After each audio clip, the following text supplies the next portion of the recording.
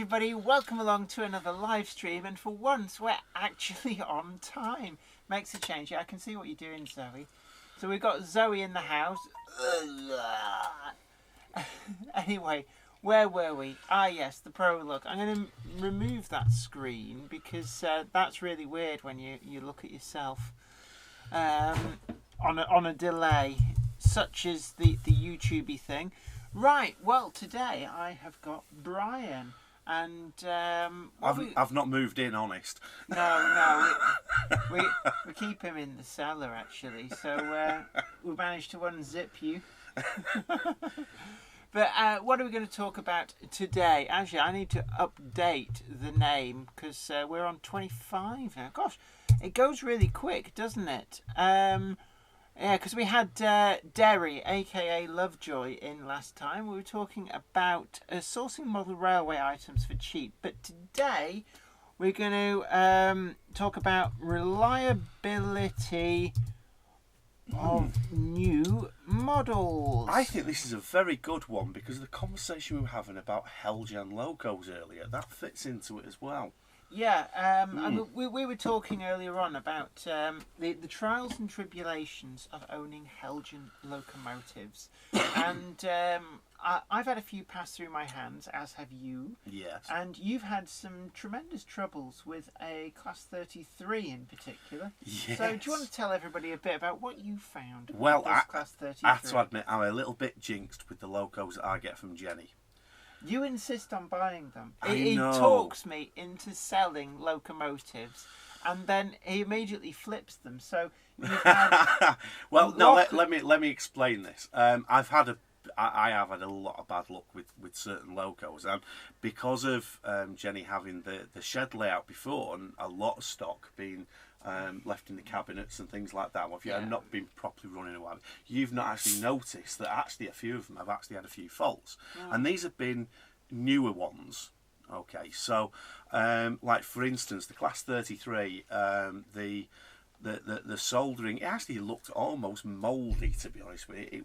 It was that kind of. It hadn't been wet or anything, so I don't know how it got like that. But it had this whole sort of chemical reaction thing going on. And basically, because of the fact that it's Heljan, of course, everything fell off it, which is the norm with Heljan logos. Now, I spent money having it repaired, and then afterwards, because you spent £60 on having it repaired. How much did you pay me for it? I think it was part of a swap deal and stuff, wasn't it? Yeah. So, I have no need for money, so I tend to swap things. So. You'd have swapped me a monetary value of stuff, wouldn't you? So I can't remember what we agreed for that. Probably about £40 or something like that, I reckon. So you spent about £100 on this loco, and you ended up having to sell it for scrap. I sold it for scrap for, what was it, about £40 or something? You said like £40 because you managed to make the motor expire. I don't know what you do to these things. Well, I mean, I'd run it in. It had decent run in at the Preston Model Railway Club's exhibition layouts, and it ran okay for a short while, and then basically it started sounding like a Lima 33. And so that's kind of like the sign, really, that, let's face it, the motor's pretty much gone. And then we gave it some oil, and it quietened down for a little while, and then it just went. The motor just basically blew. So in the end, that ended up going for a scrap amount. I have a Heljan Class 58. And it's pretty much the same thing. The fittings, well, they just don't fit, basically. The fuel tank just kind of, the little plastic bits that fits in the hole that you're meant to clip in. Yeah, the holes are too big, and the plastic little clippy bits are too small and not quite aligned. So there's no way of being able to even glue it in place properly. Anyway, let's do a quick name check. Here we've got, who's in the house? Who's in the Jenny Monday Club? We've got Tim Bodie from Michigan. We do have quite a global reach here. That guy who would not share his name seems to be unable to stop saying hi. Robert's train set. Hi Jennifer, interesting subject. Not just new. I had a defective signal. One of the lights did not work. And how long have they been made? I think you may, if you're talking about the daypole signals, I've heard there's been quite a few quality control issues with those. Yeah. For various reasons. So much so that actually I've avoided buying any of their signals, the ready-made signals, because of some of the stories. Who else we got? I'm sure I saw Devan's GWR in there. In. Mark Jukes, Stephen Jones. Devan's GWR. That guy who would not share his name. I think you need to either get yourself a new keyboard or stop hitting return because it's filling the page, mate. It is. I may have to mute you in the conversation if you don't get on top of that problem, I'm afraid. Alan Reynolds, Al from Dover, who uses J-cloths and PVA. Yeah, it wasn't my idea. Somebody did suggest that on one of my YouTube videos. Oh. So thanks for the tip. It's actually quite a good tip. It does work quite well. You need gallons and gallons of PVA, which I have been buying, and it does work really well, actually. Yeah. And because they've got this sort of inherent weave to it, now there's a good word, write it down, we should use it more often in everyday conversation. It's better than papier-mâché. It's a bit like basically doing a papier-mâché thing, but without the mess of horrible wet paper. Let's have who else we got? Eugene Bernie. Hello to you again. And hello, Eugene. Ned's Trains. Ned's Trains. I'm from Warrington originally. Do we know each other? It's only a small place. Warrington. I kind of feel sorry for you coming from the town. I lived there for first half of my life. So your family from Warrington originally? Yeah, from Birchwood, yeah. Birchwood? Yeah, from Birchwood, from when it was very first built. Yeah, because it's sort of like a bit of a new town, really. Yeah. Well, that was its nickname. Eileen Bilton Newtown. Eileen Bilton was the company that made it. So when was that all built then? It must be 80s. Yeah, it was back in, it'd be about between 84 and 86, I think they were building it. So yeah. New Mills Model Railway, evening to you from Wales. Even on holiday, got to make time for Jenny Mondays. Well done. Oh yes, and thank you everybody for joining along here. Just in case you missed it at the beginning, this is Brian. You should know Brian quite well by now. He's been quite a regular on this slot. We had a bit of change of personnel last week. We had Derry, who we started to refer to as Lovejoy, talking about sourcing model railway items on the cheap. But we're back with the usual crew. Les isn't here. Les has gone on holiday, so we don't have him downstairs whittling Jablight for us. But he'll be back towards the end of the month, so I'm sure he'll dip in again as well. But no, we were talking about reliability of new models. I know that Heljan come in for a lot of stick. And going off my own experience, the biggest problem I have with Heljan locomotives is that the detail just sheds itself. I've got a couple of the Metropolitan Vickers, Sarah Siddons type London Underground locomotives, and they are a nightmare. I don't even dare taking them apart to even contemplate DCC fitting of them. But I've got a few other Heljan locomotives, and they all seem to shed detail. But going back to that 33, Heljan did have a reputation for the exploding 47s, and this was the old zinc mazoc rot, causing the crystalline deterioration of the chassis block, which made them just destroy themselves. Whilst Hornby have had the similar problem with the Class 31s, certainly the earlier ones.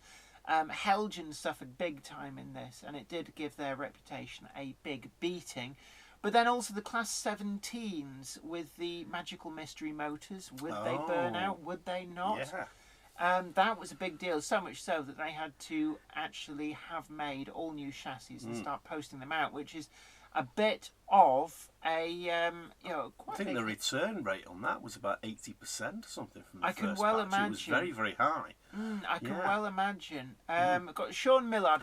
Where is the best place to get model railway stuff from? Well, this is harking back to last week, and Lovejoy, aka Derry, said that actually antique shops, because they have a lot of stuff passed through, and for them it's slow selling stuff. It's not, they will sell locomotives for a few pounds in some instances. So That was Derry's top tip for places to look out for. On the same lines, auction houses as well. Now, you can do a bit of a search online, but to be honest with you, you need to be in with it with certain it's not auctions. eBay. Yeah. Forget about eBay. This is completely different. This is basically house clearance stuff, and therefore you can get 500 quid's worth of model railway gear someone's found in an attic when they bought a house and get it for 150 quid.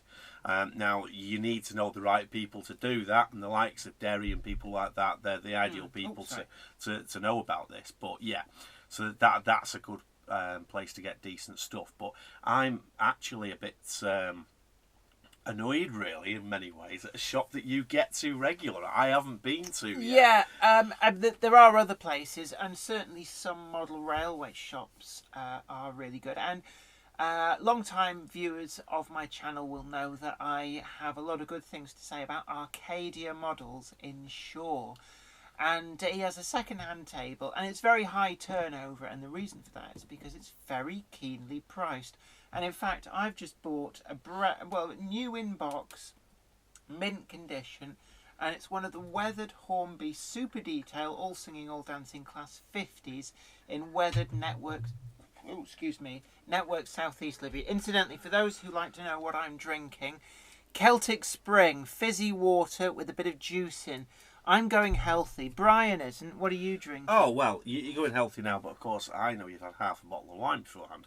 But I am currently finishing off a bottle of Hay Club. Now, when I say finishing off my Hay Hay is actually Club, because there's not that much left in it, because, well, more than anything, of course, when our friend Les comes round, yeah, when the jab-like whisperer turns up, he likes his coffee Irish. He certainly does. Yeah. He does, actually. So. I don't know how he can safely use that cutting wire. Yeah. Let's have a look. Barnabas, you work at Fujitsu in Birchwood, where you know the funny shaped houses that are like that. Redshank Lane Estate, that's where I grew up. Yeah, they're really weird, honestly. It's like big block of flats with, they almost look like, from one angle, they look a bit like black and white pyramids. So yeah, that's the estate that I grew up in. So there you go. Let's have a look. Who else have we got now? There's been a few more names. Ron Stanbridge. Hi, Jenny. Yep, have Heljan 47, and it is falling apart. The front side bogies have fallen apart. Yeah, unfortunately, the Heljan 47s really do have a reputation for this. But it's not just Heljan. I know Heljan have got a really bad rap because they were a fairly new manufacturer to the market, and a market that is not forgiving of newcomers that make a hash of it. But I have to say, I've had faulty models from all manufacturers. Oh, excuse me, there's a lot of gas in that water. I've had faulty models from a lot of manufacturers. Not quite as frequently from the likes of Hornby and Bachmann, but I have had some. And to be fair to Bachmann, the locomotive that I got from them, which was faulty, was the I think it was a 57 XX pannier tank, but it was in the Stevenson Clark livery that they did for the Collectors Club. And it turned up and there was a short somewhere on the chassis. I sent them an email, explained to them what happened, and they just had it courier collected and a replacement sent straight out. No questions asked, no messing about. So I have to say that kind of is the make or break for me with a manufacturer. When something goes wrong, how do they deal with it? And in Bachmann's case, fairness due, they were very good dealing with that. The Heljan models, the Class 17s, they've sent out all new replacement chassis for a lot of those. But what did they do with the 47s? Well, I don't think they produce them anymore. But what have they done to... Did they explode fairly quickly?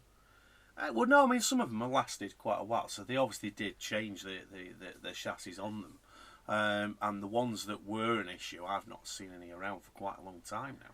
Yeah, you just don't see them. They don't turn up second hand, which is a bit of a worrying omen. But yeah, Eugene Bernie,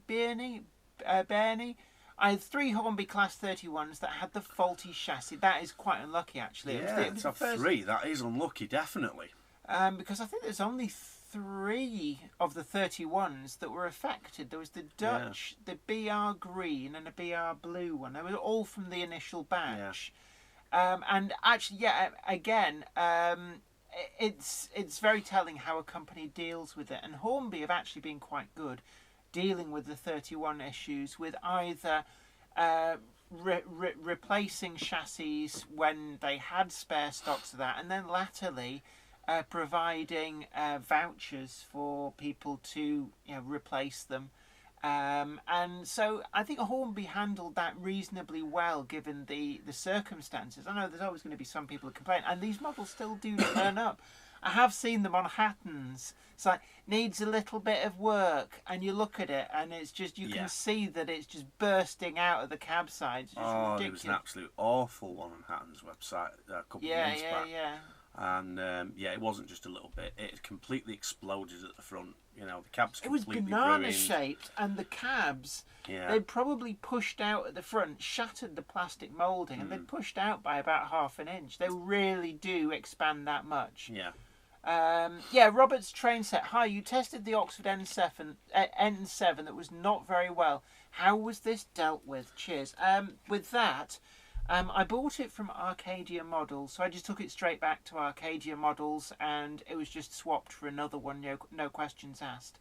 So I haven't had a dealing with Oxford Rail, the manufacturer, but certainly the retailer dealt with that, no problems. And I've had a Hornby model myself. I had a Duchess of Sutherland, I think it was, and the wheel back-to-backs were all woefully out, to the point where the locomotive could actually slip between the track. It was very narrow to gauge on every single axle.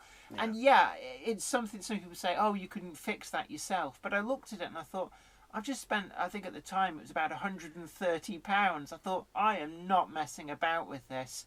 And I bought that from Hattons, and I just sent it back. And they, as they have to under distance regulations, I do point this out to a lot of people, and a lot of people seem to think that it is their duty to get taken on return postage. If an item is faulty, it's actually the retailer that has to pay the return postage, not yourself. But Hattons did pay the return postage, no problems on that, and just sent out a replacement. So certainly your first port of call is always the retailer that you bought it from, because at the end of the day, during the guarantee period, your contract is with the retailer, not with the manufacturer. I noticed there was somebody else then from Warrington as well, Warrington Train Spotter. Good evening to you. Whereabouts in Warrington are you from? We already had this discussion. Somebody else there from Warrington, and then somebody else that works near Birchwood. So what do Fujitsu make there? What does the plant do? I actually worked security there over a Christmas once. It's going back quite a few years ago. I think they only had security there because it was Christmas, and I think it's circuit boards, I think, if I remember rightly. Because they make a lot of things like hard drives, but also I presume they make circuit boards for all manner of white goods as well. TVs and things like that as well. Yeah. Because quite often, if you open up a TV set or a computer or something, the name on the circuit boards and the chips isn't necessarily the same as who's made the full package, as it were. A lot of companies do buy in bits and pieces from other companies. Yeah, there we go. Fernhead area. Well, there you go. I grew up in Birchwood, so not very far. In fact, we've probably met at some point. And then not to leave other people feeling left out, Steve Arnold. Hello, Jennifer from Grants Pass in Oregon. Yeah, Oregon is somewhere I would love to go and visit, actually. Yeah. I've said this before several times. I'd love to do, if you ever watched Man vs. Food on television, I would love to go to some of the places that he's been to, some of those restaurants. I do love my food. And there's definitely a few in Oregon that he's been to. And it looks really nice. It's a lovely part of the world. Yeah. Let's have a Barnabas Junction Model Railway. I picked up from recent Stafford exhibition a super detailed DCC fitted Bachmann Class 108 with interior lighting, etc. for only 65 squid. Bargain. That's actually pretty good. Yeah. Train Sporting Southeast. Jenny, where's the alcohol? Well, this is what Brian is drinking. Is the last of my Hague Club. You don't even like it. I don't actually. I can't say that. I don't like Hague Club. I didn't like to say when I got given the bottle it was a birthday gift from somebody, but I Oh, yes, we have met. And right, okay. Well, this. yeah, in that case, yeah, you'll probably know me very well. I think that was pretty much my second home during the most of the 90s. You have been recognised. I have indeed, yes. Yes, yeah, and you probably still owe him 10p for the vending machine. Quite possibly. Yeah. The cheque is in the post. Right. Hello to you, Aiden0206. We're seeing a lot of the regulars coming in, and James Carroll. Hello, Jenny. What's on the menu today? It's just fizzy water, I have to say. Rick R. Hi from Michigan. That's the second person in from Michigan. I think it is. Yeah. Keep it so Jenny's Monday Club, and don't forget that if you want to catch up with anything that you may have missed, you can keep watching this video on YouTube. It goes up as an ordinary video, but also we're here every Monday pretty much from around 7 o'clock BST at the moment. That's British summertime, which is actually GMT +1. I know a lot of you in completely different time zones. In fact, Angus's trains will probably be swinging by a bit later on. He's one of our regulars too, from Australia. But I think it's about 4 or 5 in the morning at the moment. Yeah, he usually comes in sort of last hour, doesn't he? He does, yeah, which is about 5-6 a.m. for him. Yeah. Let's have a look. Sean Millard, why don't you get some brandy? I'm not really a big brandy fan. I can, yeah. You can take it. You're a northerner. So Brockwell Lane. How many subs do you have, Brian? Oh, one of your fans is in. I mean, bearing in mind it's a new channel, so I think I'm up to 57 now. I think. Yeah, it's not bad. 57. Not bad. Northcote Road, everybody. We'll actually put it up on there because I've actually changed it on the name on it because of the fact that I've put other videos apart from the Model Railway up on there. So it's now Brian 37420. Now because simply I put a couple of video diaries on as well. So yeah.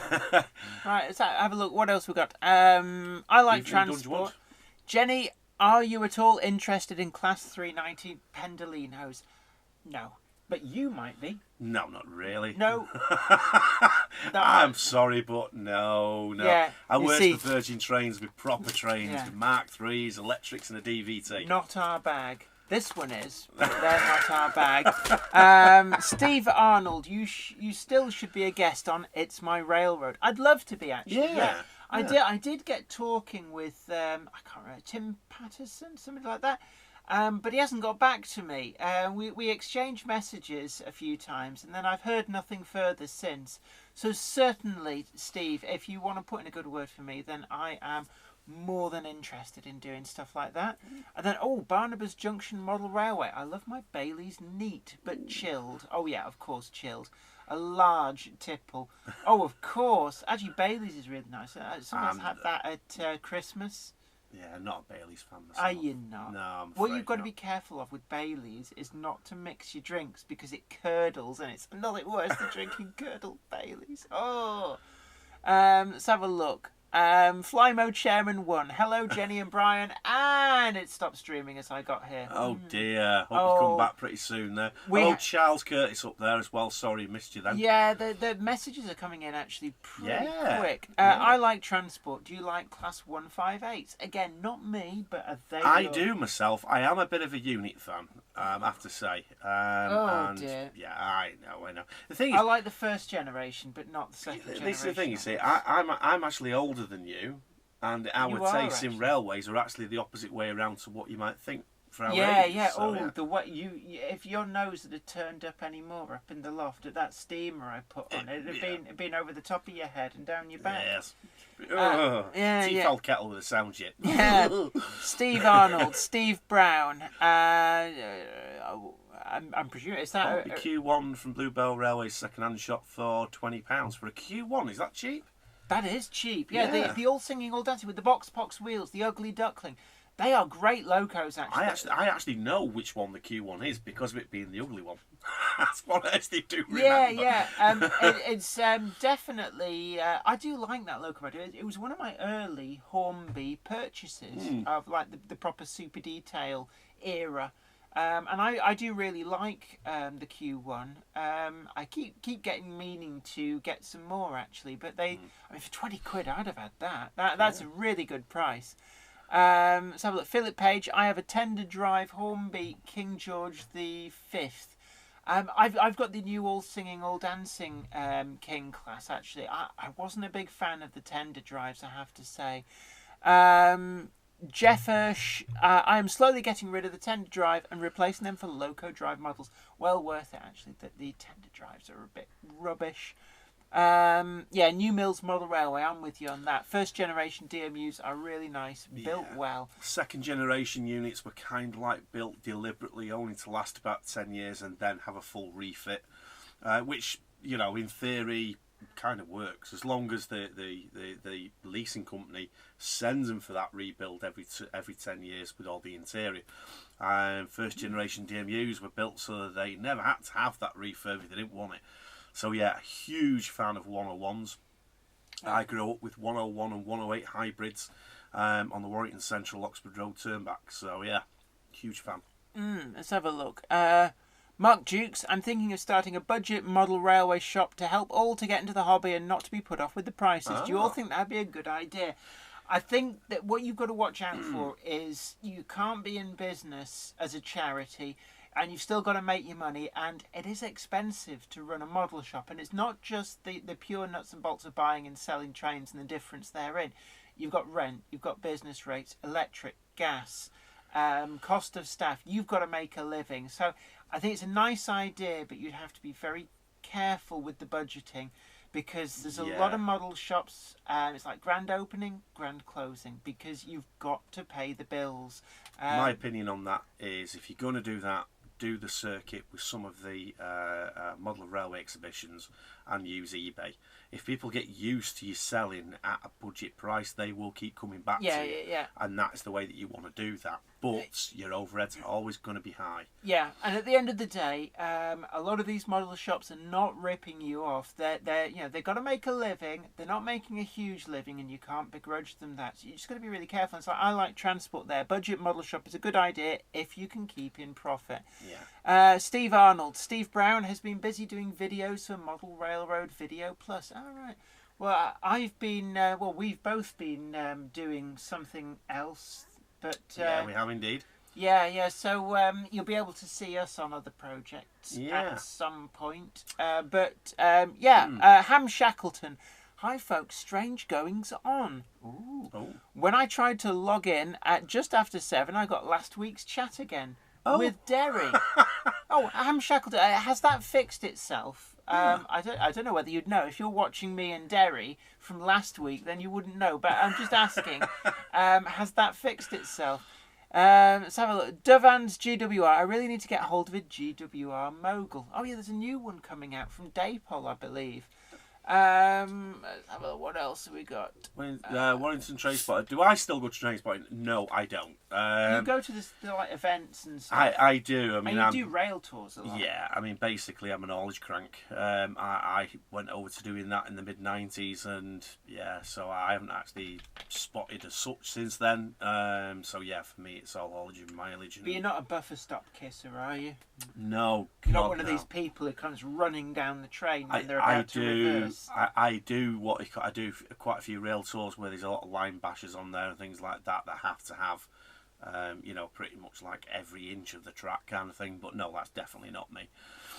Yeah, I mean, well, they really like push into the driver's cab and stuff to try and get as close to the buffer stop. It's not quite like that, but I mean, when I went on Branch Line Society's Gurrock Growler recently, there's a little bit of a video diary of it on my page. And the thing is that they went via every freight loop you could think of. We went through the very back of Kingmore Yard, around certain sidings, because different rail tours had done all the sidings. So it was like, no, somebody had previously gone out with the handles on the points and changed them deliberately. And the siding we went down, on one of them, the carriages were going back and forth because nothing had been down there for ages. And we also went through Falkirk Yard, which is probably the last time that a passenger train or revenue earning train with passengers on it would ever go through Falkirk Yard, because obviously that's getting flattened soon for a housing estate on either side of the main line. Oh, there, Brockwell Lane, buffer stop kisser. Never heard that one. I can't remember where I picked that term up, and it's basically people who must ride as many inches of track as possible, to the point where they will move around on the train to theoretically travel over as much track as is possible. So if the train's, say, going down a line as far as it can go, they will have to be at the front of the train, because then they will have technically got as close to the buffer stop as possible, hence buffer stop kisser. Yeah. Hi, Carol. Hi to you, yeah. Ham Shackleton, you're back. You managed to detune from watching me in Lovejoy last week. Pathfinder tours are very much like that as well. Not my thing, but there you go. West Coast Main Line. Right. I'm a little bit out of date with this one, but a first group's still allowed to bid for that. I would much prefer first group to take over West Coast. Simply because otherwise they've pretty much died out on the franchises. Otherwise, they've got to get something back. Let's have a look.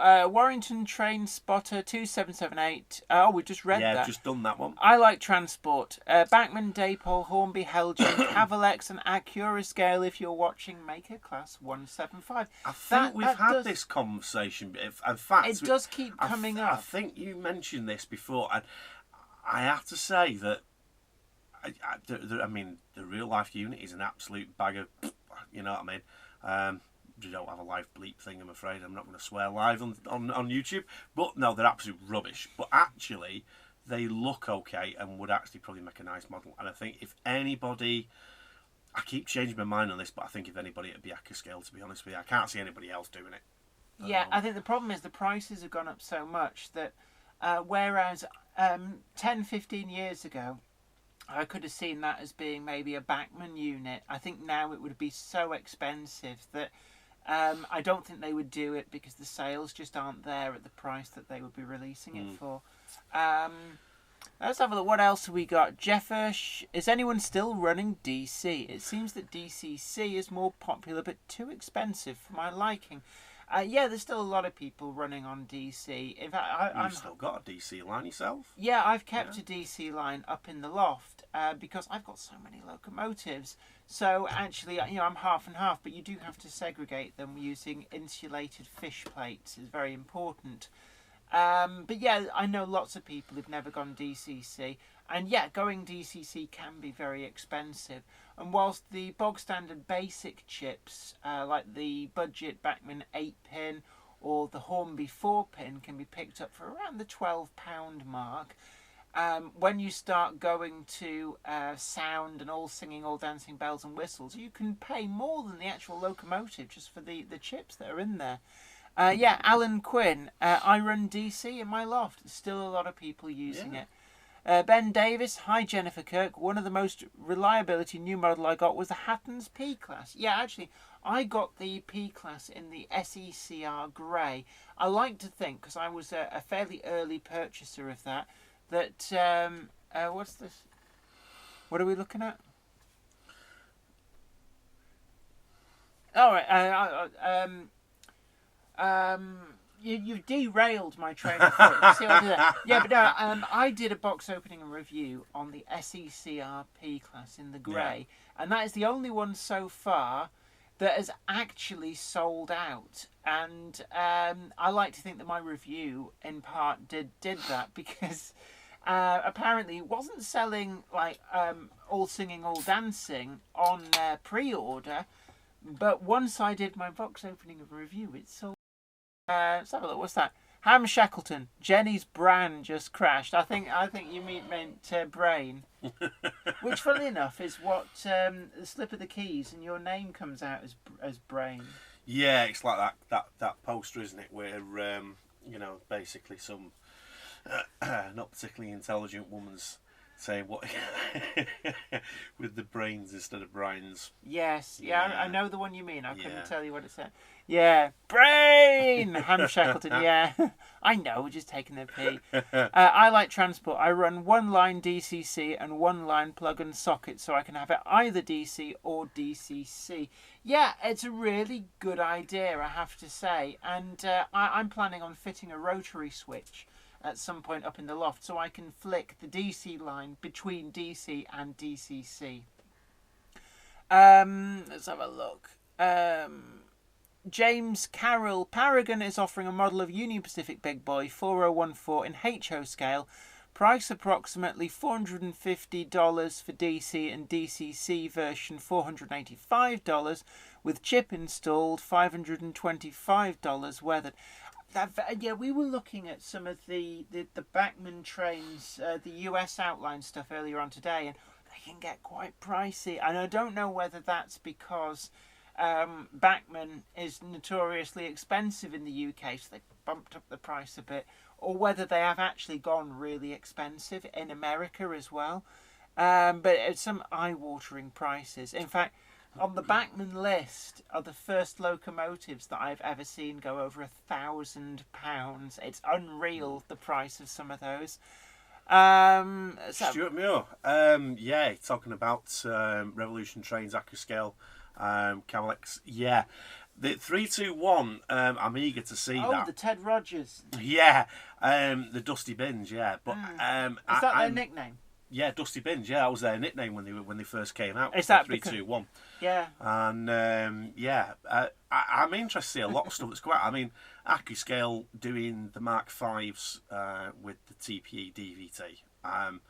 That I'm hoping is going to look amazing. But even the Caledonian Sleeper ones look really good as well. So yeah, there's some good stuff there. I need to try and get my hands on some of the new bogie tankers that came out, because they looked really impressive. When I did my walk around at Alexandra Palace, I chatted a lot with the guy from AccuScale, and it's some of the models they've got there are really, really nice, I have to say. Still, it's a small company, but they're doing some great things. Mark, I have DC Hammond and Morgan controllers, very old but still good. Yeah, if you're just running on DC, absolutely fine. Nothing wrong with those. Brockwell Lane, nothing worse than having a new loco you can't run because you forgot to get a chip. DC still good for some layouts.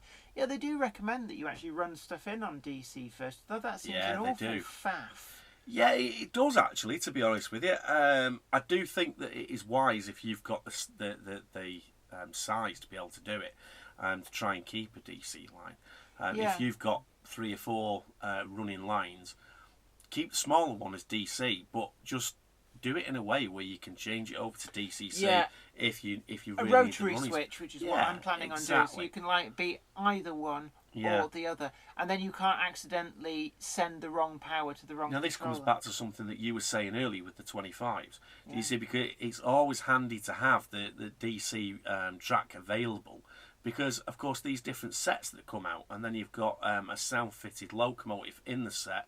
And then they end up going cheap because nobody ever buys the Batman sets, for instance. They never do. They always end up going cheap sooner or later. And then people will buy them just to get the sound chip out. And then by the time they sold the sound chip separate to the rest of the box for the contents, they've made a mint out of it. So it's always worth having a DC track available, because quite often you are going to come across the point where you do end up with a DC loco. Yeah. And getting a chip later. And the other thing as well is, if you buy, say, a second-hand model that's not necessarily the most reliable of runners, say it's been in a box for 10 years, it's much easier to get a model running on DC, because you can just give it the beans and let it sort of stutter around until it kind of cleans itself. The DCC models don't do that, because every time it loses power, bang, stops dead, and then we had that a little bit with the Class 9 on the slightly dirty track, and it just wasn't having any of it. We had to move it around to get that running. Let's have a look. Mark Dukes, if you could choose a model loco to build that hasn't been built yet, what would you choose? I'd probably go for some way out, really early locomotives. The Hull and Barnsley Railway Company had some very interesting locomotives.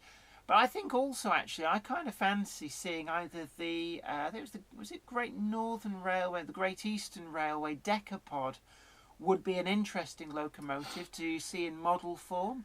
And also the Licky Banker, Big Bertha. Oh, yeah. Was it an 010 tender loco? I think some of these, I could actually seriously see them doing well in model form. I mean, let's face it. We've seen the railgun come from Oxford Rail, and it's actually done exceptionally well. even though it's not really the sort of thing that most people would have a need for on their layouts.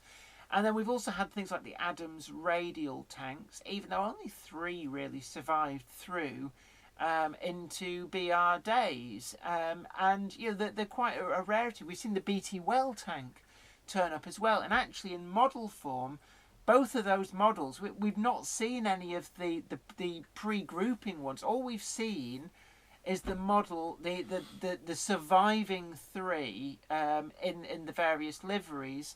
So I could well see the Decapod or the Big Bertha actually commanding quite a market for them in model form if they were done right.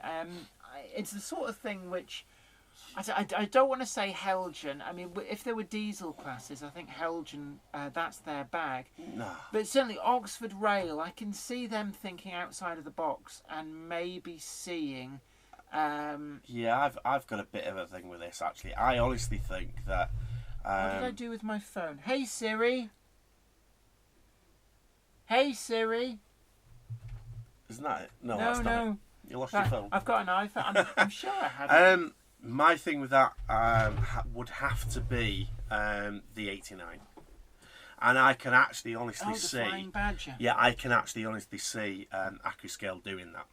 Because, I mean, they're doing the 92 and doing a proper job of it instead of... instead of the rubbish that Hornby's been selling with the old Lima moulding. So, yeah.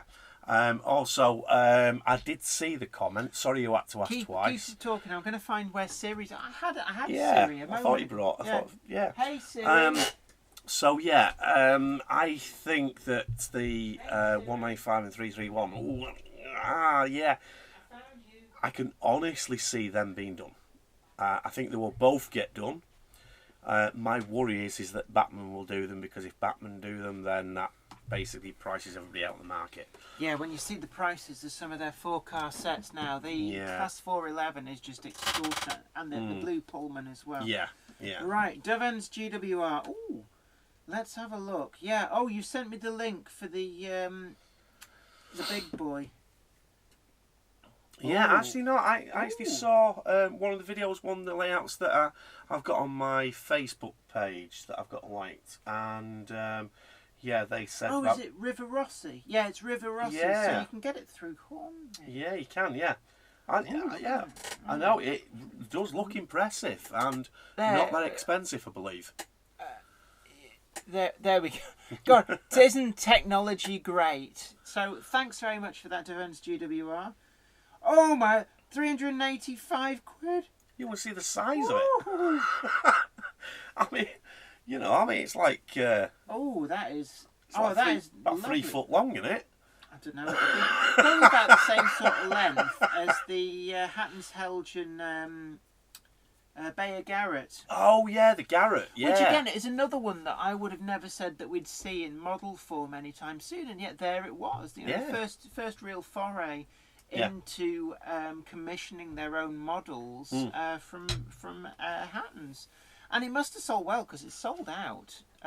So yeah, right. Anyway, how are we doing? What have I missed? Was that Stefan Jones? Big Bertha is available as a kit. I don't like building kits. Yeah, Tony Britton would love to see Big Bertha. Yeah, definitely. I think the Big Bertha.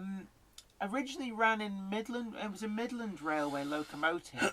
Very out of keeping for the Midland Railway, because they like their little small 060 freight locos and like to double head them. And then they built this massive 010 tender loco for banking up the Licky Bank. So it ran in Midland Railway, then LMS, and then BR. And I must admit, it does surprise me why Big Bertha never got preserved. You would have thought that would be a big contender for ending up at the NRM. There's a bit of a discussion going on there about Pacers. Okay, well, I am a little bit sort of in two minds about this. Pacers are absolutely bloody horrible. However, it has to be said that Pacers pretty much saved British Rail. Because the thing is that, the design of them of the 142 especially, more so the 142 and the 144. The 143 not quite as much, the 141 was a disaster. Basically the 142 and the 144 have been probably the cheapest trains to run ever since their inception. Do they get quite good fuel economy then? Very good. I mean, it's not that much more than running a normal bus. Do you know what I mean? And the thing is that to repair them and everything is so dirt cheap as well. Now, you can't really do a great deal with them to improve the ride quality because at the end of the day, they are what they are. They're a freight wagon. Yeah, they're a bouncing cattle truck, right?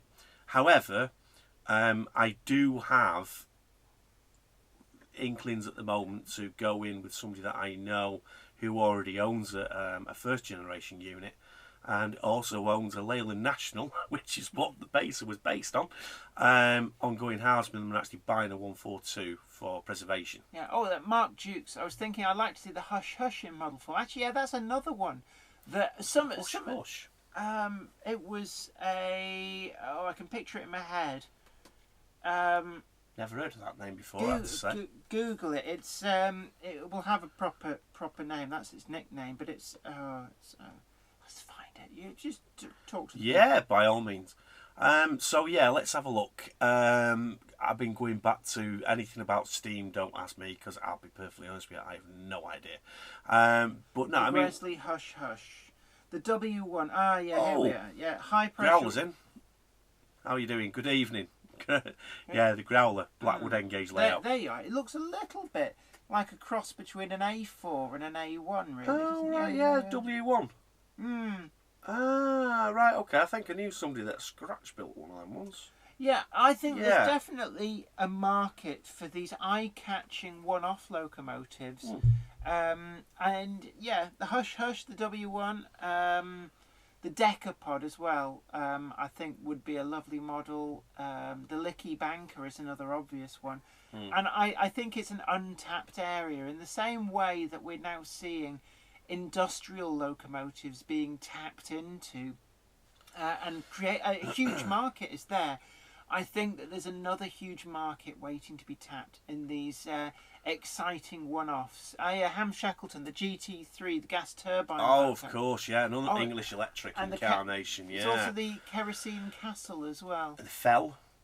The most ugliest looking thing ever, but I would love a model of it because it just looks fantastic. It's so out there and different, isn't exactly. Warrington Train Spotter. Now, come on now. Are you winding us up now? What? Voyagers or HSTs? I mean, come on. Do you really need to ask? No contest, isn't there? Exactly. Yeah, HSTs every day. No, Voyagers. I mean, come on. I mean, basically, it's just... Yeah, it's a coffin with air conditioning and wheels. I'll tell you a story, actually, when they very first came out. And I was travelling from Manchester to Reading, and I didn't realise they'd actually put the damn things in use, finally. And I was travelling on two 4-car Voyagers, two 220s. And we were going down the West Coast Main Line and then cutting across and back up through Acton and up that way. And because it was a Saturday, there was engineering works on and stuff, so basically it was actually a faster journey going that way anyway. And anyway, we sat down at Tamworth. Lichfield. Lichfield. We sat down, and the driver got out and he's on the phone, and he's got a guy from Bombardier with him, scratching his head, no idea what's wrong with him. And all you can hear is the driver screaming down the phone, "I've got 2 of them here, that's 8 damn engines I've got, and not one of them will work." At that point, it was a case of, no, I'm going to hate these things for the rest of my life. So no, Voyagers, no, please scrap. You and a couple of mates were talking about buying a Pacer. Yeah, Trace put in South East. Yeah, yeah. Why would you want to? Well, the thing is, it has a lot of potential for preserved lines because it's cheap rolling stock to run during the week. So basically, you can run an actual commuter service. Yeah, it's a commuter service that can be used during the week when you have normal everyday passengers on there. Yeah. You know what I mean? It's not a train spotters weekend thing. Yeah. But it takes the wear and tear off their own DMUs, or having to fire up a small steam tank loco during the week, and the wear and tear on Mark 1s and things like a Class 101, but they're not getting any younger. There's a reason that they got withdrawn from mainline service. Yeah. Anyway, we were talking about reliability of models, and actually some of these esoteric prototypes does bring us round to the Heljan Hatton's Bayer Garrett. And that's another one of the Heljan magic exploding detail and stuff. They had a lot of trouble with those. Burning out motors, just like in the Class 17. Shedding detail and valve gear, just like the Metropolitan Vickers. I think the only thing that didn't have was exploding chassis. Give it time. But so was this Train Sporting Southeast. Mind you, this after a couple of beers and me are going to see on Saturday. What is it you're going to actually see? Are you actually thinking of buying a Pacer, or is this just booze talking? I'd like to know that, to be honest. Yeah, waking up the morning after having bought one of those. Like, oh, did I really do it? Yeah, it's like going to the pub drunk, coming home, waking up next to someone, looking at them, going, "Oh my God, I didn't do that." We've all been there. Yeah, Ben Davis, I see who P-Class review and who maybe get two. There was Bluebell and Primrose P-Class that were a favourite in my collection. Yeah, well, a lot of people did get the P-Class after I did my review. I wasn't the only person doing the reviews, but certainly it was a bit of a sleeper model. It kind of turned up out of the blue and was an incredible model that nobody had quite been expecting. And you could argue that the P-Class being fairly similar to a Terrier, obviously you put them side by side, they're very different, but to the uninitiated, a P-Class and a Terrier are fairly similar. It wasn't a model that I thought we were going to see in the market anytime soon. It was an odd choice in that respect, but actually it's turned out to be quite an inspired choice by Hatton's, because it has been selling really well, and in particular the SECR livery that I reviewed, I'm going to keep banging on about that, has sold out. And incidentally, maybe a coincidence, but I did a box opening and review of the CPC UK Andrew Barclay shunter, and that's the only one that's actually sold out. It's good, that. Is it? Yeah, it is, yeah. Yeah, you're going to have a chaser of Whoopass. Yes, Whoopass is, of course, a can of Monster. I survive on them. No. Whoopass is any energy drink. The reason I'm going to open a can of Whoopass. It's just a little joke, actually. So, if I may say, Train Sporting Southeast, yes, you're going to buy one. Please give me a bit more information on this. I'm really actually interested in this. Firstly, because I do actually think, I can see you're trying not to swear at the idea of this, I actually really am genuinely interested. First of all, I think that they do have a place. I think that there should be a few preserved because of the reason that I've said. And secondly, where's it going to go, and when can I drive it and rag the hell out of it? Buy a train and then let you, Joe Q Stranger, come in and just like rag it, blow I've walk away from the steaming pile of broken remains. I've drove a few Pacers before. They're actually a bit of fun to drive, actually. If you know, for short periods, I can't possibly say. Why? Because somebody get into trouble? Because we're live on YouTube and I wasn't supposed to be. Oh, right, okay. Well, you went out to Iran and drove the one they had over there. You can't touch us for it. You can't touch us. Alan Quinn, just got myself a Class 56 and runs well. Yeah, you're a fan of the 56. I am indeed. Is this a Hornby Super Detailed one? If it is, yeah. Very, very good models. I'm slowly coming round to the idea of a 56 in rail blue, original or large logo. No, not large logo, but original rail blue, super detail. I could possibly, at the right dirt cheap, oh look what Lovejoy's found for me price, I could do a 56. Yeah, fair play. I'd never do a 58 or a 60, but I think a 56, go on, there's space in my layout. You've got a brake van up there at the moment in mainline blue, which dates back to, 1998, 1999? Oh, the Shark. The Shark, yeah. No, mainline blue, that's a pre-97. Well, the railways were privatised in... 97. 97. But the sectorization's from about 92, 93. Yeah, and mainline itself. Well, yeah, no, I reckon you might get away with about 95. I think. Yeah. It was cheap. It was £6, brand new. But you wouldn't get a Class 60 that dates back to 1988. No, I don't like them. Really don't like them. Don't like the 58s. Don't like the HST. As a lot of the all of the second generation multiple units as well, not interested in. Which is why I sold you my 150. Then you went and flipped it. He does this. He persuades you to sell him stuff that you've got in your collection, and then he flogs them. You keep selling me dodgy gear. No, I don't. Like you persuaded. Oh no, the Deltic, I flipped that because I couldn't get hold of a detailing pack. Yeah. So I sound fitted it and I flipped that for a small profit and then replaced it straight away with the same one. But I couldn't get the detailing pack and it was all missing. There was only one of the nameplates. Somehow one of the nameplates had gone west somewhere. So it actually worked out easier for me to actually just flip that as it was in the condition it was because I'd sound fitted it and then, so yeah. So I like transport. Brian, did you break into a Pacer and drive off? Oh, no. No comment? No. I used to work for Northern, had a few friends in a few places and, a bit of a sort of like busman's holiday and a day off, basically. But yeah. So, Hamshackle. I knew somebody was doing the GT3. Kerno models, currently at the CAD stage. Oh, that's cool. What's that? Dovan's GWR. Have you bought a effing bus train sporting? Oh, we're talking about the Pacer. Yeah, Dovan's the impression of the wife. Grandad Choo Choo. I love the 20s on MGR from Parkside to Fiddler's Ferry. Yeah, they all used to run from Bickershaw as well. Yeah. Pair of 20s. I've seen photos of some of the last trains to use that bit of line before it was all ripped up, which was part of the what did they call it? The Tildesley Loop line. The last surviving bit allowed access to Bickershaw Colliery, and it would be about 92, 93, something like that, when the last trains ran, and they were a pair of 20s with HAA hoppers.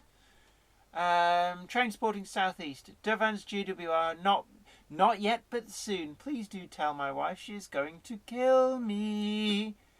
Alan Quinn. I got Triang 52 Ginty and runs good too. Yeah, some of the old Triang models. They're like a little pocket rocket. They're not the most detailed, not by far, but they're reliable. There's naught to go wrong in them.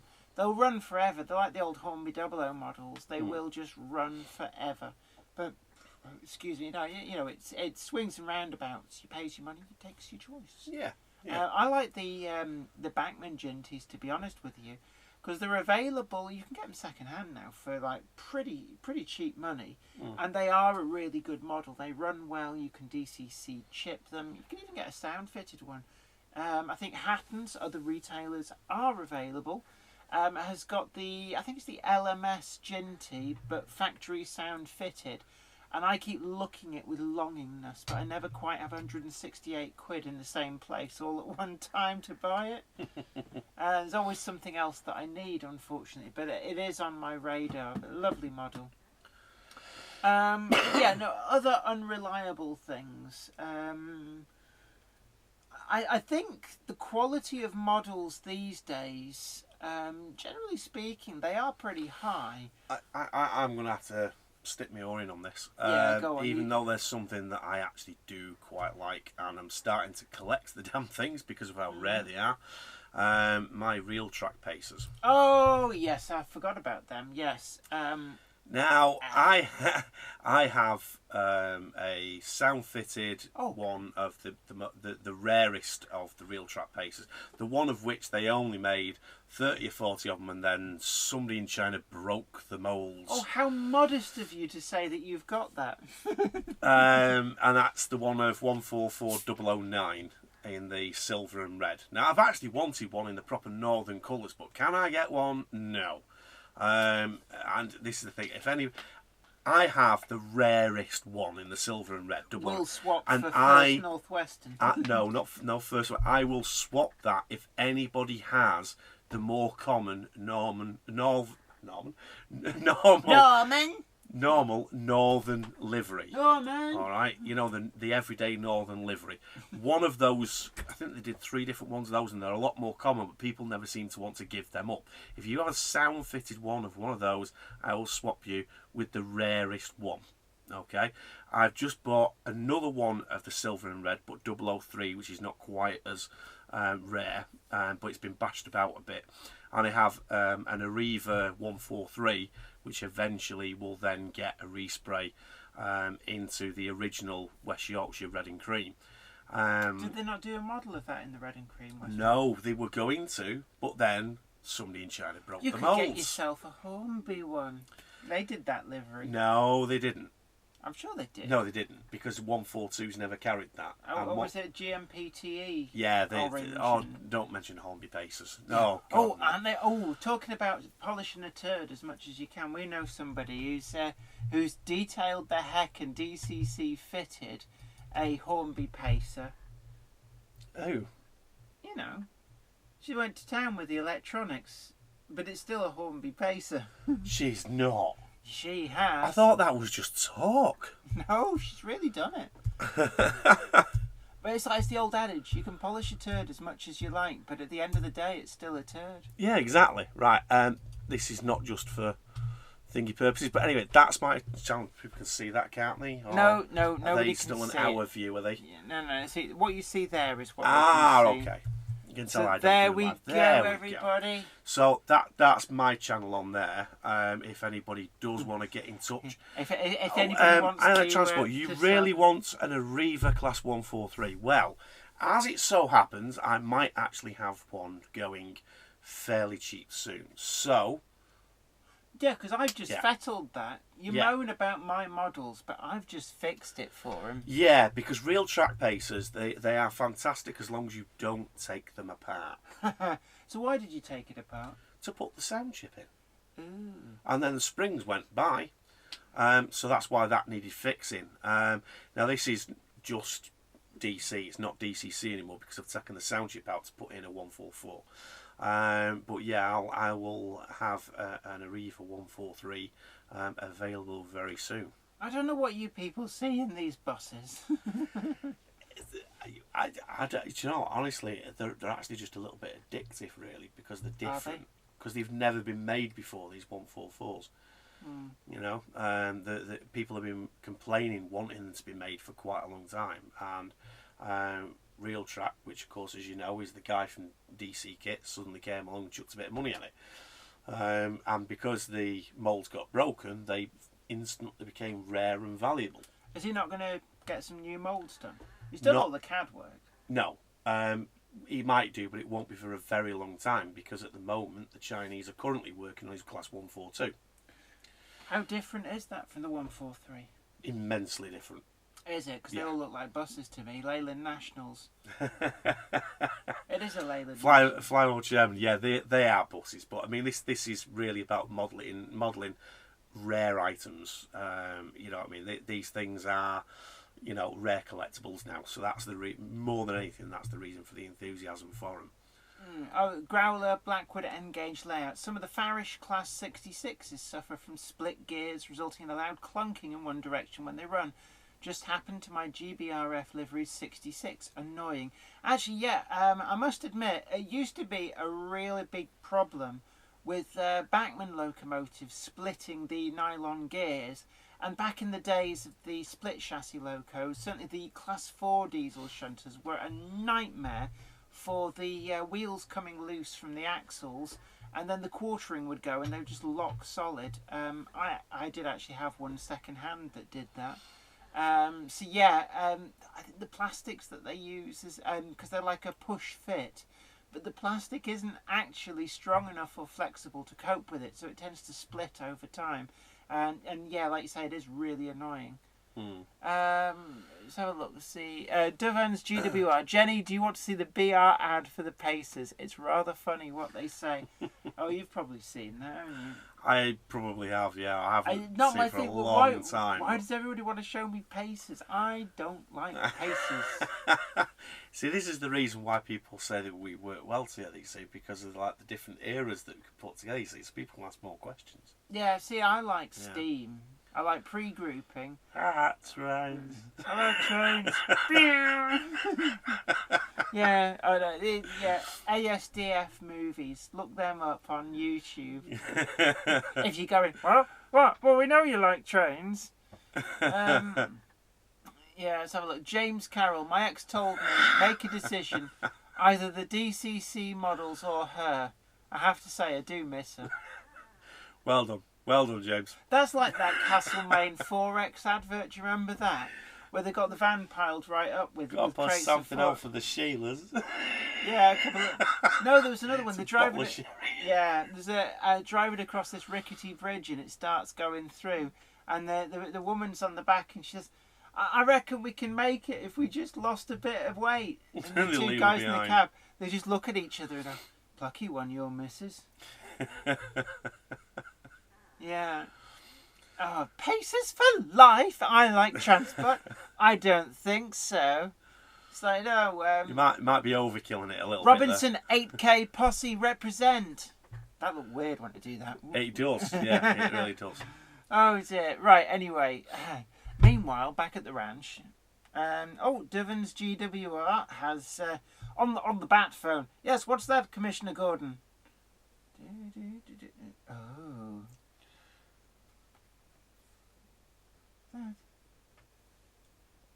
Oh!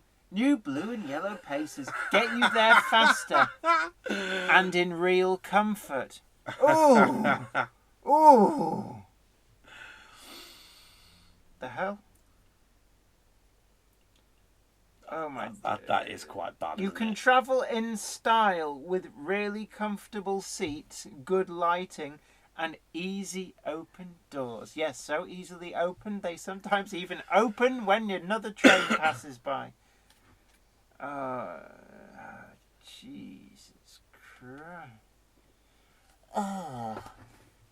Yes, quite. Yeah, what do they call it? Advertising puff. Or BS. Right, what's that? Brockwell Lane. If I could fit my wife with a DCC chip, I would. Can you imagine the settings on that chip? Yeah. The thing is, what happens when you press F1? You just press it again. That's like that's the Les Dawson Memorial Mother-in-Law gag, isn't it? It is, yeah. Yes. Flymo Chairman 1. Why do I think of British Leyland when I see a Pacer? Leyland National Bus. Of course. Yeah. Ham Shackleton, do they provide sick bags too? Oh, the only time I've ever seen the Clippy bang his head on the roof was on a Pacer. We're going up the line towards Walkden. Is that line that you said you found out the other day that you'd never actually done? God, yeah, between Wigan and Salford. Between Wigan and Salford. I mean, northwest lad, me. And it only twigged on me that Walkden and only Dobbs twigged Brown. on me at the time that I'd never actually been on that route, on the different diversion routes I'd done with diversions of West Coast Main Line trains. So have you been on that route now? Yeah, I went on it that day deliberately to. So you just bought a return to Salford from Wigan or something? No, we had a northwest ticket. You see, it's probably from Wigan, so I could go all over Manchester and stuff. Right. So yeah. I mean, that route's a bit of a shadow of its former glory. It used to be quite a busy... Station's very run down. Yeah, but it used to be a very busy through route for an awful lot of coal traffic going from the collieries around Manchester out towards Liverpool to the to the docks and to be exported. So I think it used to be a 4-track main line at one point. And certainly at the stations you can see where there's been a lot more infrastructure, but it really is run down now. Sorry, I couldn't help but laugh there. David Hardy. I'm going to get the best of both eras of modern railway world. I'm going to make a tender-driven Pacer. Enough now with the Pacer talk, enough. Right, let's move on to things that are actually railway related and not just a bus stuck on metal wheels. Yeah. Meanwhile, back at the ranch. Yeah. Right. Enough with the wife jokes, okay? Yeah, see, I'm somebody's wife and don't appreciate the wife jokes. I'm single, so I find them highly hilarious. Oh, I know lots of bawdy jokes, but we can't really tell them.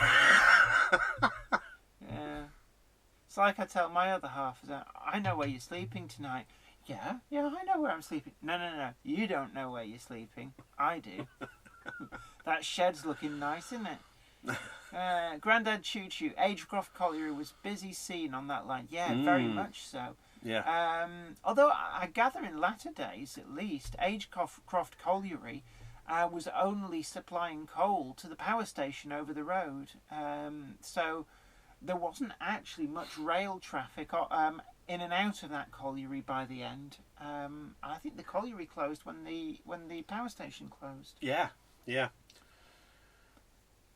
There was quite a few. It used to be a lot of little power stations dotted around the country, because there was one at Kearsley as well, which had a very interesting railway line that was worked by steeple cab locomotives. Oh, right. So like with an overhead, almost like a trolley line. Yeah. Full standard gauge. I believe one of the locomotives may well be, I think, Bury Transport Museum. But that survived until late 80s, about 86, 87. Some very interesting railway infrastructure that did actually survive quite late on. I think the 1980s seems to have actually been when an awful lot of the sort of the classic steam era infrastructure on Britain's railways got swept away. Everybody thinks that Beeching destroyed the railways, and yes, he shut a lot of lines. But in terms of the infrastructure, that seems to have come in the 80s and early 90s with the rationalisation and a lot of the older infrastructure that had languished was just swept away. Yeah. No worries, Warrington Train Spotter, don't worry about it. Tony Britton, I completely agree with that. Do you think model locomotives going the same way as the real car industry? The old ones are repairable by almost anyone, and the new ones need special equipment. Yeah, obviously, the newer things that get, and the more specialist tools that you need, computerised equipment, stuff like that. So yeah, I completely agree with that, definitely. Ham Shackleton, I think Ribble Steam has one of those four-wheel overhead shunters. The one from the Kearsley power station. There is one in there. That would be most likely where it could have come from. Could very well be one from Kearsley. Could be. Train Sporting Southeast. Well, how flimming for Secret Project? I think that's supposed to be filming. I don't know. How is your filming for your Secret Project going? Yes. Yeah. So are you aboard with it yet? Yeah. Oh, do you have a flexible thumb? No, I don't. Next.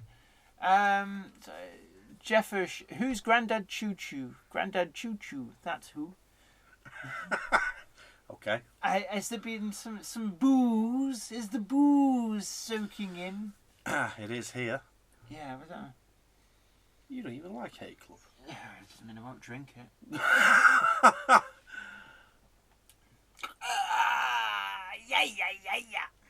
Yeah, it's real smooth. Kind of gets your eyesight back in a 2 days.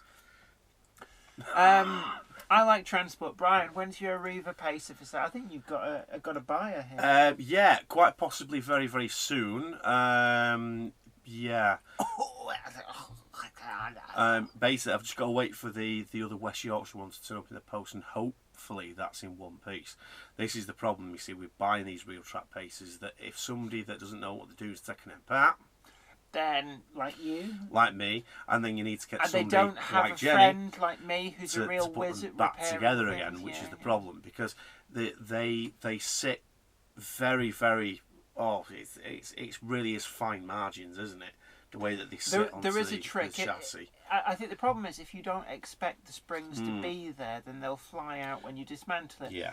But if you know they're there, there's a way of dismantling it, which is what I did. And when you put it back together, you reassemble the weight and the top part. Yeah.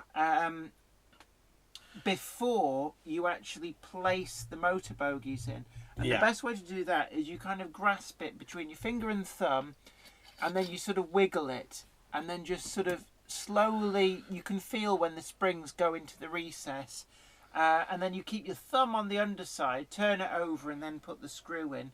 That's the way to do it. Where is it? Camera's up there. Oh, it's that. You know, I keep thinking it's this one down there. That's for the PS2. Oh, there you go. That's me on Facebook. By all means, add me, and I shall make it known on there when it's for sale. All right. So, no nutcases, please. But obviously, anyone genuine from here, you're more than welcome to add me. That's not a problem. So I'll just hold it there for another second. You can't really miss it. Yeah. Yeah, there you go. Warrington Train Spotter 2778. Have you seen the Drax wagons going for quite a lot of money? Oh, that's because Hatton's had them commission made, and they were something like £80 a wagon. Yeah, they're not cheap. Really they're absolutely ridiculous prices. I do actually quite like them though. They're really nice wagons. They're not all slab-sided. They've got quite a few bits of detail on them, so I do actually quite like that. A lot to spend on a wagon. Oh yeah, ridiculous amounts of money. Train Sporting Southeast, getting getting on to topic. I would like to see North London Tank. Actually, yeah, the North London tanks are very long lasting, not been seen in model form. I think they ended their days on the Cromford and High Peak line, didn't they?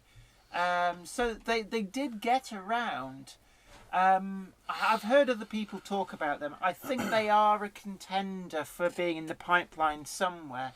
I'd be surprised if none of the manufacturers was considering them.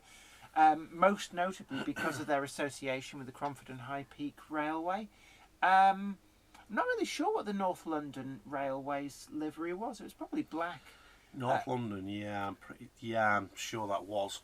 Yeah, because the thing about a lot of the pre-grouping liveries is people associate them with being like, oh, super duper colourful, things like the Caledonian Railway or the Highland Railway or the London Brighton and South Coast Railway. But actually, most pre-grouping liveries would like black or like variations on black. Well, Grandad Choo Choo, I think I've just inspired him with taking the last of the whiskey from the bottle off to the offie.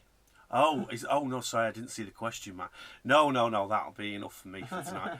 Hi there to Yellow Belly, good to see you along. And to anybody who's just joined us and has been spending the last few months on the moon, this is Brian, and you're a regular visitor now. It's like the fourth time now, I think. Yeah. You're becoming like a co-presenter here on the Jenny Monday Club with my Jenny posse. We're thinking of doing some merch, actually, some merchandise. Thinking about doing a Jenny Monday Club type T-shirt. So, show of hands, anybody who might be interested in a T-shirt. Obviously they cost money. We're not just giving these things away. But also, don't forget as well, my books are still available. I get told off if I don't push the merch. So yeah, science fiction, awesome goodness. Yes, that's right, people. Mark Jukes, my sentiments exactly. Yeah, I'm telling them, Mother. I'm telling them. Oh, how about a car sticker? Now that's an idea. Oh yeah. Oh, that's a very good idea. Ham Shackleton. That is a really good idea. Let's have a look. Train Sporting Southeast. We have one at Bluebell Railway, and we have rumours that Hornby and Hatton's poking around the North London tank. Oh. Yeah, I'm interested to see that actually. I think it's a lovely little model actually. It would be. So yeah, looking forward to that. I Like Transport T-shirt, might be interested. So in the pipeline it is, and it's certainly something that I know we owe at least one of the Patreons quite a lot of merch. We're supposed to send something out every month. We haven't forgotten about you, but obviously the ideas barrel got scraped dry, and with the election, so there will be a bumper job lot of merch going out to the Patreon. But also you can support me on Patreon if you are mad. But always well appreciated. So my other cars of Pacer sticker that could work. Yeah, I quite like the idea of that. Actually, that would appeal to. There's actually a guy I know where that is strictly true because his second car happens to be a Leyland National bus. So yeah. Train Sporting Southeast. We think it will be Hornby. I imagine they've had a lot of luck with their Packet W4. The Packet B2 and the Ruston Hornsby 48DS look set to be equally successful. So I wouldn't be surprised. Small locomotives do seem to be big sellers at the moment. I think that's partly because of price, but also because space. A lot of people don't have a lot of room for layouts. And I could well see a flurry of even just Cromford and High Peak railway layouts with the North London tanks. Or little dock layouts. I'm guessing that they worked into the East End. I'm not really quite sure what area the North London Railway actually covered. North London.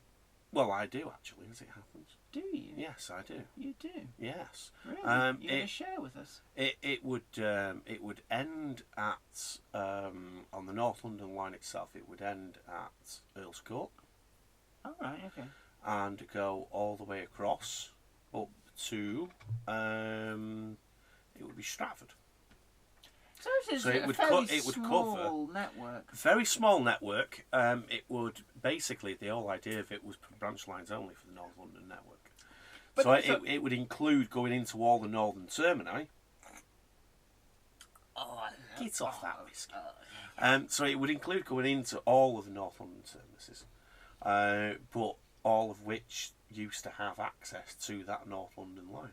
Right, because there were a lot of actually quite small pre-grouping lines, and it's easy to forget that a lot of the London Underground system started out as numerous different companies. So, there was the District Line, or the District Railway.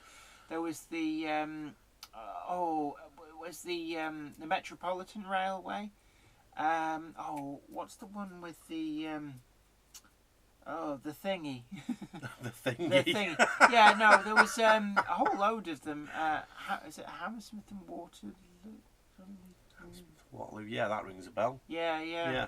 So there's some very small lines, and then you had places like the Hull and Barnsley Railway. It's not exactly massive. London Tilbury and Southend Railway is not really big. A mug, Grandad Choo Choo. That is an inspired idea, yes. I have been bombarded with friends requests. Thank you, everyone. Oh, do you feel popular? Catch you later there, I like transport. Have a good evening. All right, no problem. Yeah, always good to see you. You have yourself a definitely. great evening. And remember that you can catch up with any parts of today's programme that you missed, or indeed any previous programme if you go onto YouTube. All of the programmes are there and stay up there as an ordinary programme, so you can catch up with all the bits you missed or just re-watch it. It's all there, all goodness. 57305 Northern Princess. The Metropolitan Railway was the best company in London. Yeah, it kind of a lot of the sort of the imagery, the what you think of as London Underground is pretty much the Metropolitan Railway. Philip Page, IC82 has disappeared. What, have they actually gone from YouTube? They haven't deleted their channel, have they? So IC82. No, he's still there. He's still there. It's only got 514 videos. Huh. He's done remarkably well. So I'm just going to have a look. His channel's still there. Last video appears to have been 7 months ago. Yeah. Yeah. I do know a little bit of the background. Will Pillsbury, I think he is a Will Pillsbury. I just know him as Other Will, because I know of him through a friend of mine, Will Jarman. So I jokingly started referring to, I think it's Will Pillsbury, just as Other Will. But yeah, I know a little bit of the background. So there's nothing untoward. It's just, I think family commitments is the main reason why he's not really doing much on YouTube. So wish him well, and looking forward to seeing him if he does come back to YouTube. How many subscribers have you got, by the way? I haven't looked. Me? Yeah. I've got 10% of what he's got. I've got 57. I've got about 7,100. Boom! Come on, posse! Yeah, no, there's like, you know, and people like PewDiePie have millions. So I'm a little minute. I'm plankton in the YouTube pot. But yeah, IC82 is inactive at the moment. So Fly Mode Chairman 1, did I get kicked off the stream? I was going to say Jenny Monday chat club would nice with a pecket on it. You didn't get booted. I can only guess that it's your connection has flaked. I haven't booted anybody today, actually. The old booting device has been very, very lightly used. Yeah. 57305 Northern Princess, 75% of London Underground is above ground. It is true. It's only in like the centre of central London that it's underground. Yeah, Alan I'm surprised Reynolds. actually just how much of it is elevated quite high off the ground on bridges as well. So. Yeah. Sorry, you were saying Alan Reynolds and Everard Junction. Everard Junction. Oh, I do drop in and out of Everard Junction. Yeah, there's a few model rail reviewers on YouTube, but I like to feel that I provide more of a service. I think there's more going on this channel. Female face and all that. Yeah. Yes. Meanwhile, back at the ranch, YouTube Gremlins. Yeah, I think it is actually. We had this last week actually. Derry and I had a lot of trouble with YouTube live stream. It flaked out. It wasn't just for me actually. I found out afterwards. A few other people I know who do YouTube live streams were doing their live stream, computer related, and they had exactly the same trouble. So it was a YouTube related problem.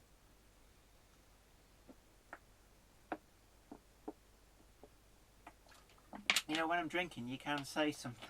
I was actually too busy reading something then. Be careful what services you offer. Mistakes may arise. Yeah, I had this once when I was working in retail. A guy came into the place I was working, and he asked if I could find about decking. So I decked him one. I'm waiting for the tumbleweed to go by. That joke didn't. You have this genesis of a joke in your head, and then it's not so good when it comes out. When it comes out, it doesn't quite work. Yeah. It's getting rather hot in it. It is a bit actually. Yeah. Ooh. Yeah. It is a small room. There's a big light here as well. So yeah, I don't think that light adds much. Just turn it off a moment. Oh, where is it? There you go. Do you know that still works? It doesn't actually make any difference. It really doesn't, does it? Excuse me, yeah, because the camera compensates. Right, question for everybody. Excuse me, sorry, there's plenty of gas in that. Do we look any different now we've turned off the studio lights? Or does that look pretty much the same? On the little diagnostic box that we get to see, it doesn't actually look much different. It's just otherwise, I can feel it cooling down already. We've got a big lighting rig in here. So just curious if we, do we look like we're sort of like shadowy? Nope, no difference. Fair dues. Fine. Anything going on at the East Lancs in the near future? I think they've got a gala coming up. Well, there'll be something going on every weekend now. We're into the season. There's always something out. Well, I mean, actually, to be honest with you, I think they're into the normal running timetable now as well during the week, which usually means steam out all the time. Like Monday to Friday? I'm not sure if it's entirely Monday to Friday as well. It was for a while when I was volunteering there, but I don't know if that lasted or not. Yeah. Aiden 0206, you now look a bit like ghosts on my screen. Well, as in like my goth complexion. That's fair dues. Ham Shackleton, the wall behind isn't so glaring. Yeah, we moved. I say we. That implies Brian did it. No, me. Don't do it with me. I moved the pictures because We needed them on the wall at the top of the stairs to hide the mounting points where the display cabinet had been, because I wanted everything to look photogenic when I had a film crew in. Anywho, right, yeah, no difference, kind of choo-choo. Divans, GW, I prefer without the light. Mark Dukes, no difference. Train Spotting Southeast, new. Yeah. Ron Stanbridge, hi Jen, the Great Model Railway Challenge back this year, Series 2. Yeah. Oh, is it? Yeah, I heard that. Oh, okay. I hear it actually went down really well. Yeah. I did hear they had the producer talking at Alexandra Palace, and he said that Channel 5's been really happy with it. So, it may be quite a long-running thing. I mean, I guess in the back of their minds, maybe they're thinking a rival to Great British Bake Off or something. Well, you never know. Yeah. Well, yeah, no, that's good to know. I mean, I had a rumour that it might be, but yeah, I mean, if that's a definite, We'll have to that's catch looking some good, of that, yeah. shall we? Yeah, see if we can, watch some of that. Yeah, definitely. If we have time. If we have time, yeah. I think we might find some time to watch a little bit of it. You never know. Yeah. Never know. Yeah, we're looking forward to that. Yeah, grand. Let's have a look. Anyway, meanwhile, back on the ranch. What were we talking about? Oh, yeah, reliability of models. Actually, Well, that's how we all started off, yeah. It did, yeah. Meanwhile, I feel like Frankie Howard on was it Up Pompeii? Brilliant. Yeah. Yeah, Up Pompeii, yeah. Meanwhile, back at the forum, he kept trying to tell this story about Lurkio or something. Yeah. And and he was going, ooh, titter, and stuff like that. Yeah, he never actually got to tell the story. Start filming at the end of this month. How do you know that? Ron Stanbridge, would you know? Do you know something we don't? You're not on it, are you? We're sat here now waiting for the answer. Train Sporting Southeast. Jenny, your voices tell everything. You have just confirmed you are the great... Oh, yeah, right. I am the whole challenge. Oh, right, yeah, of course, yeah, wording it like that. No, seriously, no, we had heard that it was coming back. Yeah. Oh, yes, the prologue. Tony Britton, Graph B, the prologue. Ron Stanbridge. Maybe all I can say. Oh, well, if you are, then good luck, definitely. Yeah. Well, yeah, good luck to you. Good luck to you. And that'll be interesting. I wonder what it's like. Yeah. TV's great fun. If you do get to do television, it's really good fun. Oh, sorry. Wanted to try and spot. Back to the independent model shots. We only have one in Warrington now. Is it still Happy Harry? Up at Orford? Is it still that guy? What's it called? I can't remember for the life of me, but the guy changed shops. He had it on top of Orford Lane for a while, and then he moved down one of the he moved from one of the back streets onto Orford Lane. We used to call him Happy Harry because he was a miserable so and so. Never used to give you. He's retired. Well, I'm kind of glad of that, really. Honestly, he used to scare kids out of the shop.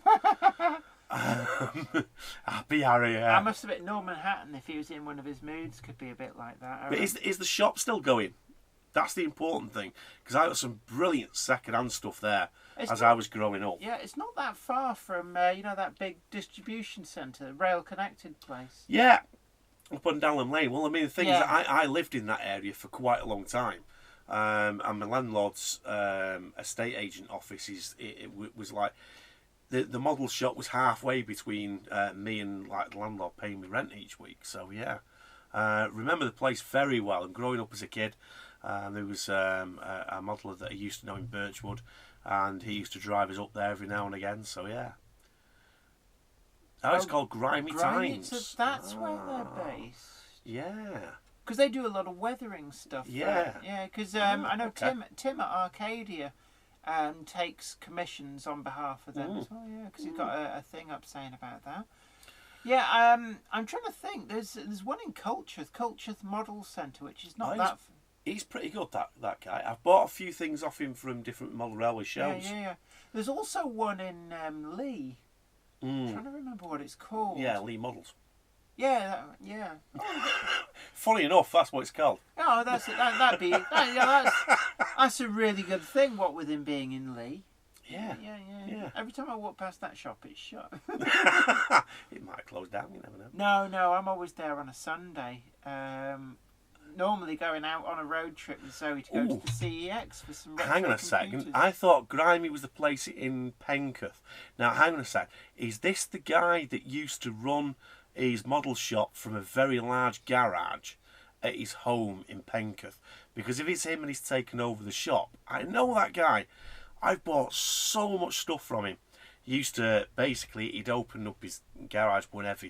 Just used to give him a ring. Yeah, not a problem. Go around. He'd open up his garage as if it was like a shop. Oh, there was a guy in...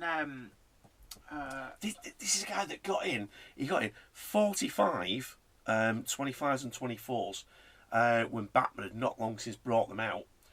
Because one guy had got them, renumbered the whole lot, so they were all individual ones, popped his clogs, and then his missus went and took them in to this guy and went, you know, are you going to buy all this junk off me with the way that she put it? And for about 2 years, he was trying to get rid of all his 24s and 25s, all brand new, just with the numbers changed. Yeah, there used to be a guy called Tony Cooper up in, I wanted to say Blackburn, or no, was it somewhere around Blackburn, Burnley area, and he was a bit like that. He ran his business, second-hand model railway stuff, out of a spare bedroom, and you used to ring him up, and you'd turn up, and they'd take you upstairs to his spare room, and he just had all his stock stacked up in there. I think he might still be on the go. He was very big on the replica box scene for stuff like Hornby 00. Oh, okay. Yeah. Well, there are a few model shops about. There's one in Daisy Hill as well. I've never been to, but I've seen it advertised. And then, of course, there's Tim at Arcadia. Big up the Arcadia posse. Always meet somebody who recognises me when I go in there. It's getting embarrassing because people go, "Oh, hi Jennifer," and in the back of my mind's going, "Who's this person? I don't know who this person is." What's that? Train Sporting Southeast. Jenny, the filming starts end of month at Fawley Hill. Good luck to you if you're in or not. What's Fawley Hill? Is that a place? Is that in London? Fawley Hill. Where's Fawley? Do you know where Fawley Hill is? Not off the top of my head, no. So what's so special about Fawley Hill? Is it like studios or something? The guy from Penketh moved to Chester about 5 years ago. Oh, well. Bringing back a few memories though, I mean, he used to have some wicked stuff in there. Yeah. Always used to do you a decent deal as well. Oh, it's always good. Yeah. West Hill Wagon Works. To me, a lot of model shops seem to always stock around the same stuff. Yeah.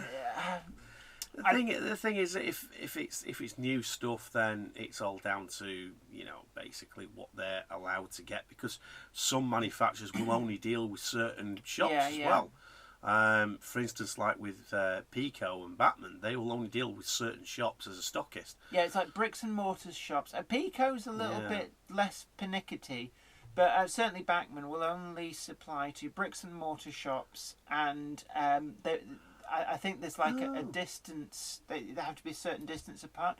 Pico will supply to anybody. What's that? Edward C. Tucker. Fawley Hill is in Marlow or Henley. It's where they filmed the first series, isn't it? You know that place where they've got... I didn't watch it. You didn't see it? No, I haven't watched it. Everybody assumes I've watched it. I'm really busy doing TV work. I don't have time to actually watch TV. No, I think they filmed that not long after Biggest Little Railway or something, because there's a few people went on both. Yeah. Yeah. So Ron Stanbridge, so are you on that then? Yeah, oh, Melrose Vision Mission. Hi from Glasgow. Very few model shops left here. I know Scotland has become almost like a little bit of a wasteland for shops. Yeah. The only one I can actually think of in Scotland these days is Harburn Hobbies in Edinburgh. I'm sure there will be others, but yeah, I can't think of any really standout memorable model shops up there. That's it. It's the Concrete Bob's place, isn't it? Oh, Bob's place. Yeah. Never been there actually, but it's quite a sizable estate apparently. Yeah. Oh, full-size garden railway. Cool. Yeah. Ron Stanbridge, maybe, but cannot say too much. Yeah, that's the thing about TV. They make you sign non-disclosure Oh, I can't get my teeth around it. Non-disclosure agreements, which means that even people who are involved have to deny that they're anything to do with it and have to pretend that they don't even know what you're talking about. Yeah. Funny that. Warrington Train Spotter 2778. Model Zone in Liverpool was quite good. Yeah, Model Zone was a national chain, and they were actually pretty good for special commissions, I have to say. I got my 09 actually off eBay yesterday. Yeah, you just got the Hornby mainline liveried 09 that Model Zone did as a special commission quite some time ago. I remember it on the shelves of Model Zone. But yeah, I always used to like popping into the Model Zone in Manchester, centre of Manchester. Yeah, West Hill Wagon Works. I love the Model Zone's RTC stock. I've got loads of that upstairs, but there's a lot that I missed as well.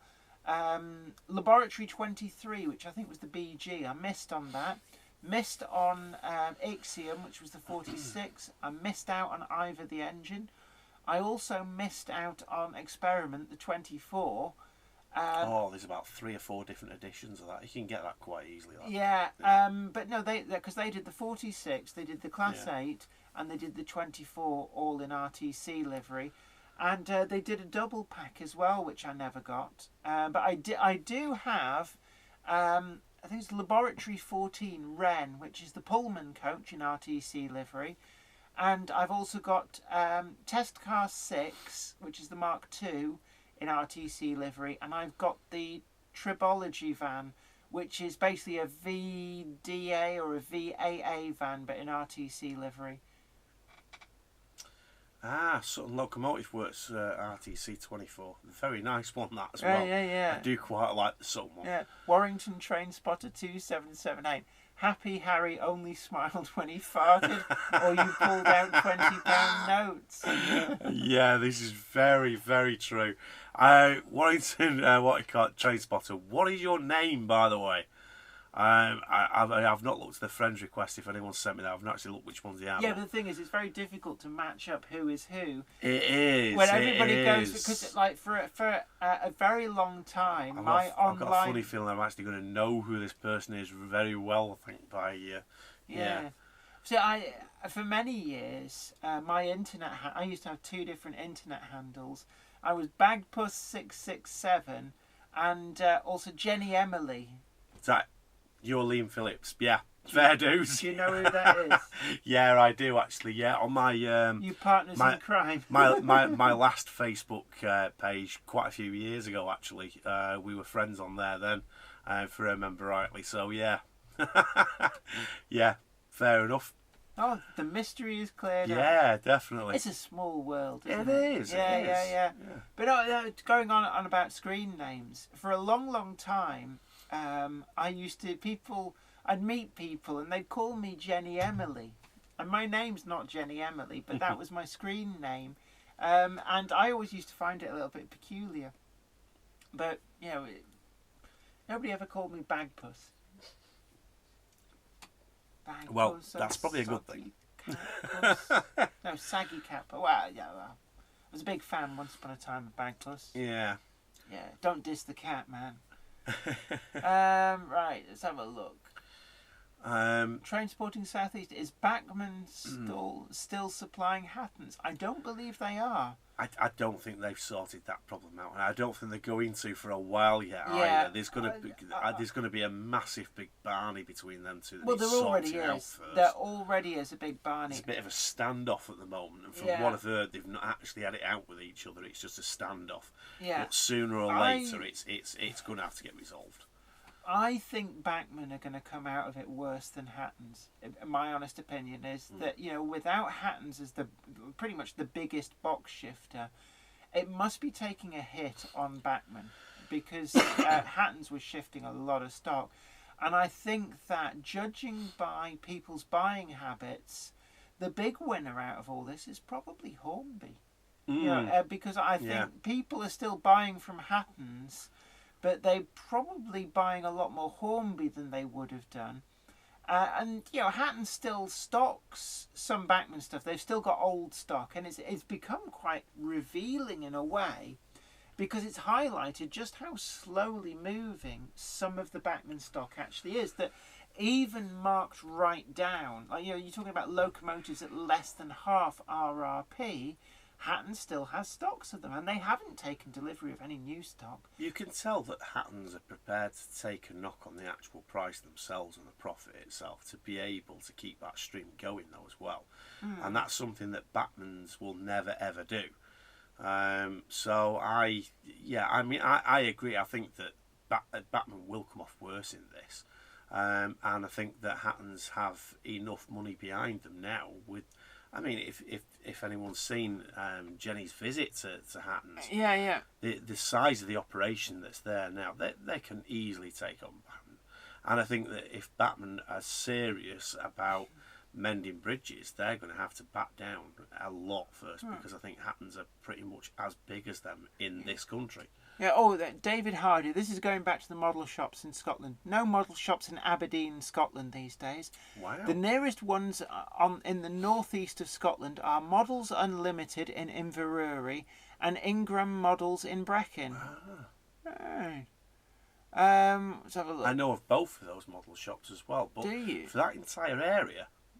Yeah. I mean, so you're from Aberdeen. You're not part of the Aberdeen modelers, are you? Because I know a few people who are part of that group. Well, I know those two because of when I lived in Orkney, and from ordering stuff, from the nearest model shops as possible. No, I'm not talking about the model. I'm talking about the guy in Aberdeen. Yeah, I know you are. David Hardy. Yeah, I'm saying why I know of the model shops. Yeah. Flymo Chairman 1. I never put the 1 on the end of my handle on here. YouTube did. I can only think is the mention of a garden tool. You probably find somebody beat you to it, and there's probably a Flymo Chairman without the 1. Let's have a look. Jeff Hirsch. There will be no model shops in 20 years from now, or cash for that matter. Everything will be...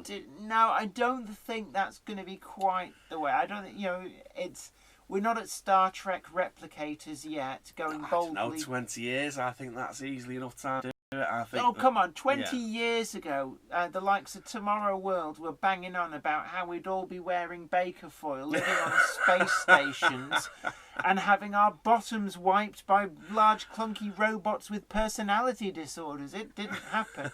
We were supposed to be all having flying cars by now, but, Yeah, well, we'll see. David Hardy. I know Findlay. No, I'm talking about Mark Lee. I know Mark Lee. He's my man on the inside. But yeah, Aberdeen Model Railway Club. So you're not a member yet, but you're going to be joining. I really liked the first layout that they did in that competition last year. Which competition? I didn't watch it. You didn't watch it. No, you actually do need to go and watch it. I think you'll enjoy it. Why would I want to watch it? I think you'd enjoy it. It's entertaining. Yeah. Yeah, definitely. Now, what they need is people like me on it. Then it would really shake things up, I think. You reckon? Yeah. Do you think they'd allow you on that, though? Why wouldn't they? I don't know. You're a bit too gobby. Gobby? Yeah. Too full of myself? Yeah.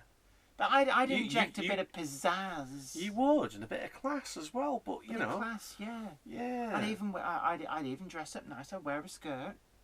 I'd do my hair. Have my eyebrows done.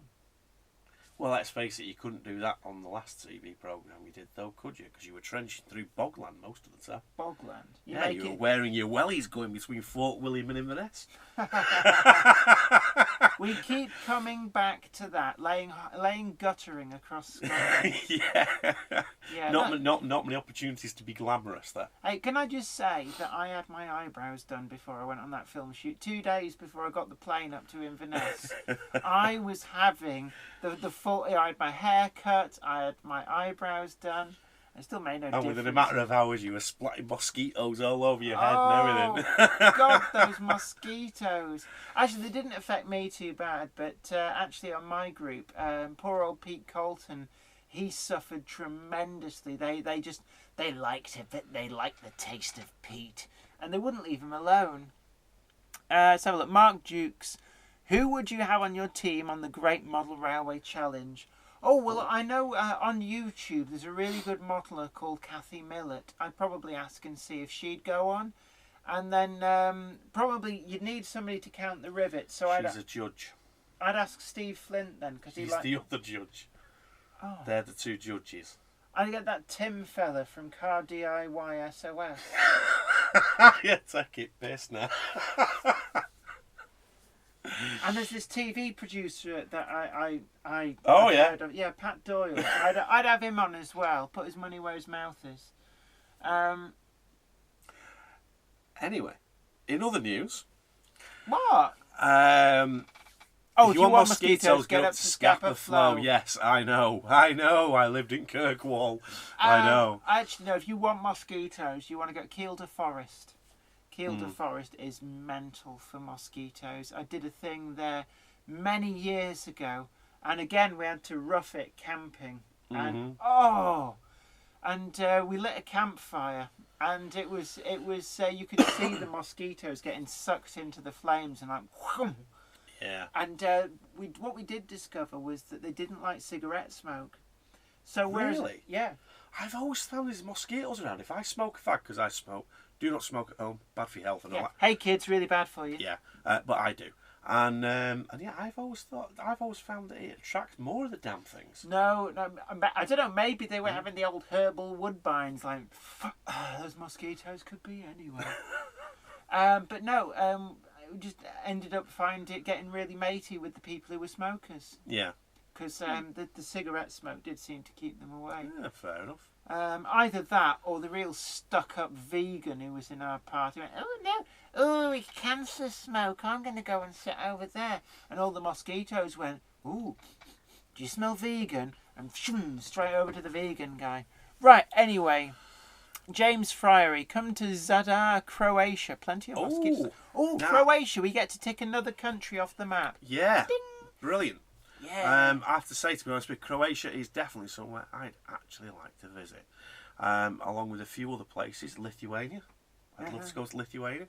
And I'd also like to go to Ukraine as well. I actually want to go to Chernobyl. Actually, I believe it's called Ukraine. There's no the there. They get annoyed if you put the in. Because Ukraine is Russian for border. So you're saying the border? So you're saying it's the border of Russia if you put the in, as opposed to Ukraine. Right. That's what I was told. I don't know whether that's true. Well, you see, they're a bit tetchy about the Russians over there. Us Brits always put a foot in it with everything, really, don't we? So Yes, that kind of we do. makes sense, really. But yes. Hello, everybody. We're British. Come on, everybody. Stop that fighting and get a cup of tea on. yeah, but no, there's quite a few places I would like to go to, and Croatia is definitely one of them. Flymo Chairman 1. It's the CO2 on your breath that attract the midges and mosquitoes. Yes, I'd heard that as well. So the moral of this story is just breathe helium. You'll sound really squeaky and they won't bother you. And you'll just keel over. And like independent model shops, you can pick up some bargains. It's very, very true. Yes, and big up Tim at Arcadia and my Arcadia posse. Woo! Yeah. Tim always has a lot of bargains. Oh, we were talking about the network set. I never got round to bragging about the price. £69 for an all-singing, all-dancing Hornby Class 50, never used in the box. Boom. 002, superb, which, as far as, if anybody knows the different 50s that Hornby did, it's not one that comes up second-hand very often. I've never seen it before. I didn't realise that there was, because the other one is 045. The other one that you've got, Achilles, yeah. Yeah.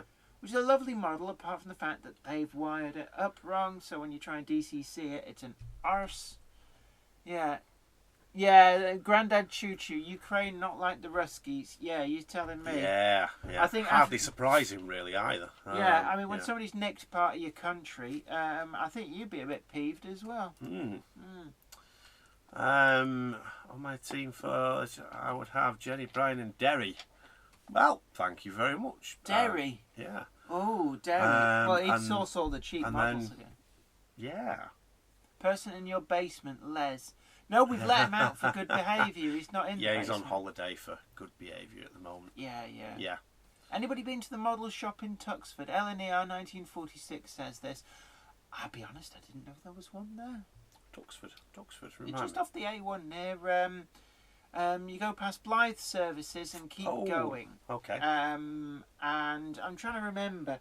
Tuxford is after Markham Vale, with the truck stop at the A57 turn off, I think. Yeah, I know where that is. Yeah.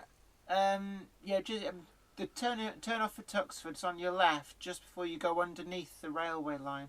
And I think next stop is Newark, further down. If you keep going on the A1, you get to... can't remember the name of the place. And then Newark. Yeah. There's actually, funny enough, if you come off at that junction before Newark and go on the old North Road, the old A1, which brings you out at the British Sugar Plant. Oh, yeah. On that road, on the right-hand side, there's an architectural salvage place, and they've always got a lot of good railway station-looking stuff in the yard there. Oh, okay. So if you're looking for some quirky bits for, like decorating your garden or doing your house up, or even restoring something, that's probably a pretty cool place to pull into. Alright, let's have a look. Fly Mode Chairman 1. We lived next to a Ukrainian gent who married here after World War II. He roared at you if you called him Russian. I bet he did. Yeah, not surprised. Yeah, that's a bit like calling a Canadian an American. They don't like it. Brockwell Lane. On my team, I would have Rod Stewart. Excuse me, and Pete Waterman. No. Pete Waterman has deep pockets, but is he really the kind of modeler who can throw stuff together in an afternoon? No, he can't. That's why he has... he has deep pockets. No disrespect to the guy. He probably won't remember me. Hopefully not. But no, basically, no. He's deep pockets basically means he has a team of minions to do the job for him. So actually, as a team member, probably not. But to finance it, yes. Actually getting his hands dirty, I very much doubt it myself. Yeah. But Rod Stewart, definitely. His modelling skills are renowned worldwide. Yeah, also Jules Holland. There's another one. Jules Holland's a pretty good role modeler. And if you wanted to get a good mix, male-female mix, Anne Diamond is another secret railway modeler. Wow, I didn't know about Anne Diamond. Yeah, there you are. You heard it here last because it's old news. Well, I heard it here first. But no, actually, if you're making your celebrity dream team, I'd have Anne Diamond over Pete Waterman, I have to say. Because I think she's more of a hands-on modeler. She's not afraid to try actually making things.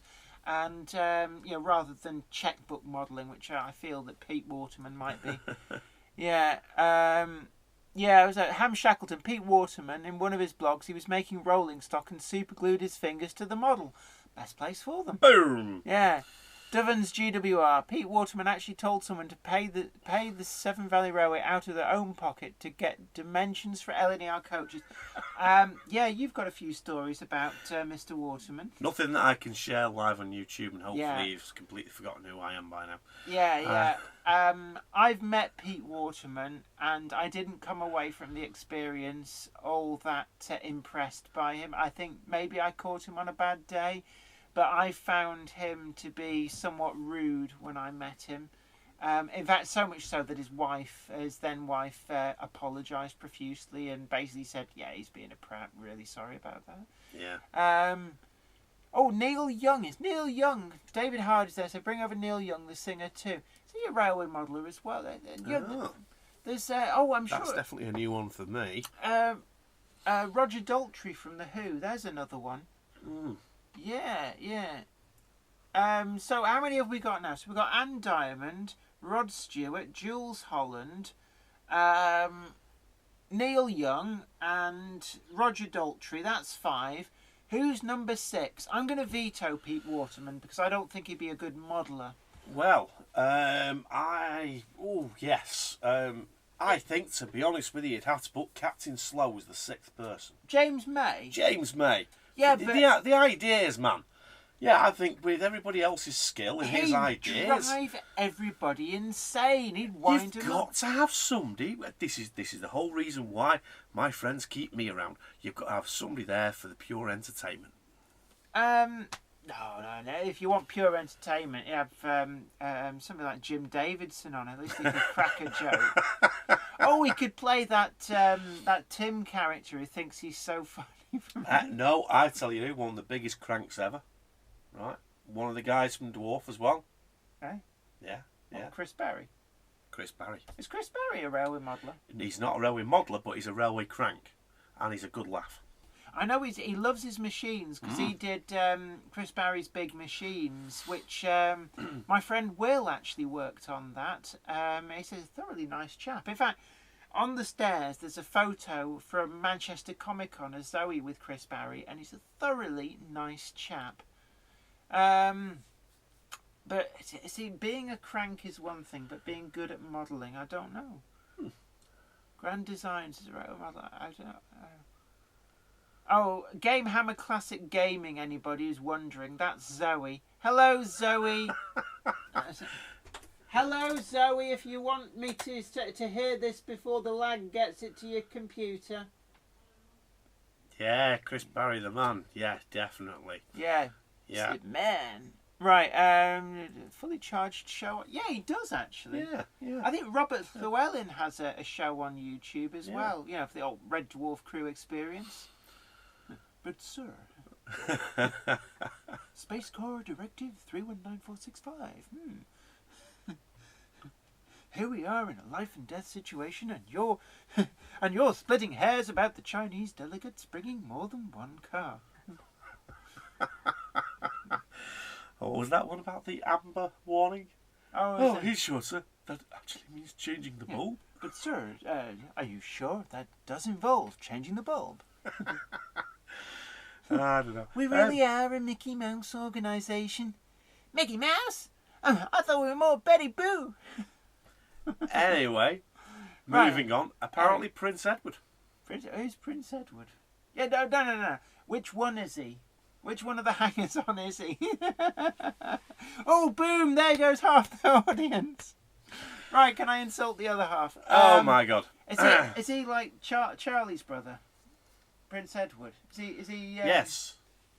Oh. Edward is the. Is he the one who married Fergie? Yeah, he's the one that married Budgie the helicopter. Right. Yeah. So. Oh, by the way, they're getting back together. Are They're they? getting married again.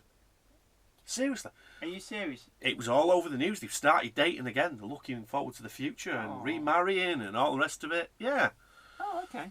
Anything to stop them going to prison, I suppose. Anyway, moving swiftly along. Yeah. This Great Railway Modelling Challenge thingy, whatever it's called, is getting a lot of airtime tonight for some reason. Yeah, think celebrity great model. I think somebody should actually propose that.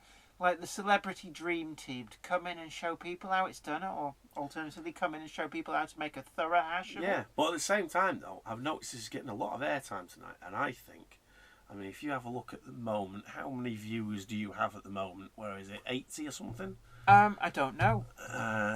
Hey, just careful, 75. 75. No, 85. 85 at the moment. So, wow. Yeah, I think that somebody, 2 or 3 people. Oh yeah, sorry, Tony Britton, you're right. That is Andrew. I'm getting them mixed up.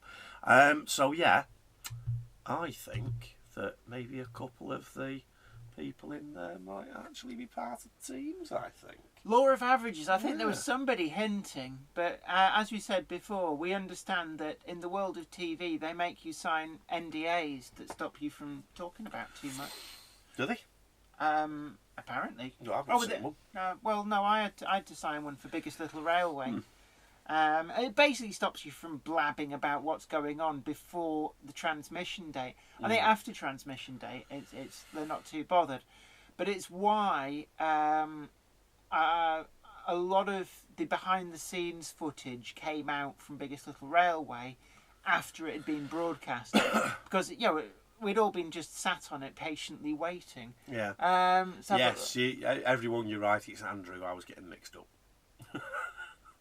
Yeah, actually, if Edward was getting with Fergie, I think Andrew would have taken the ump.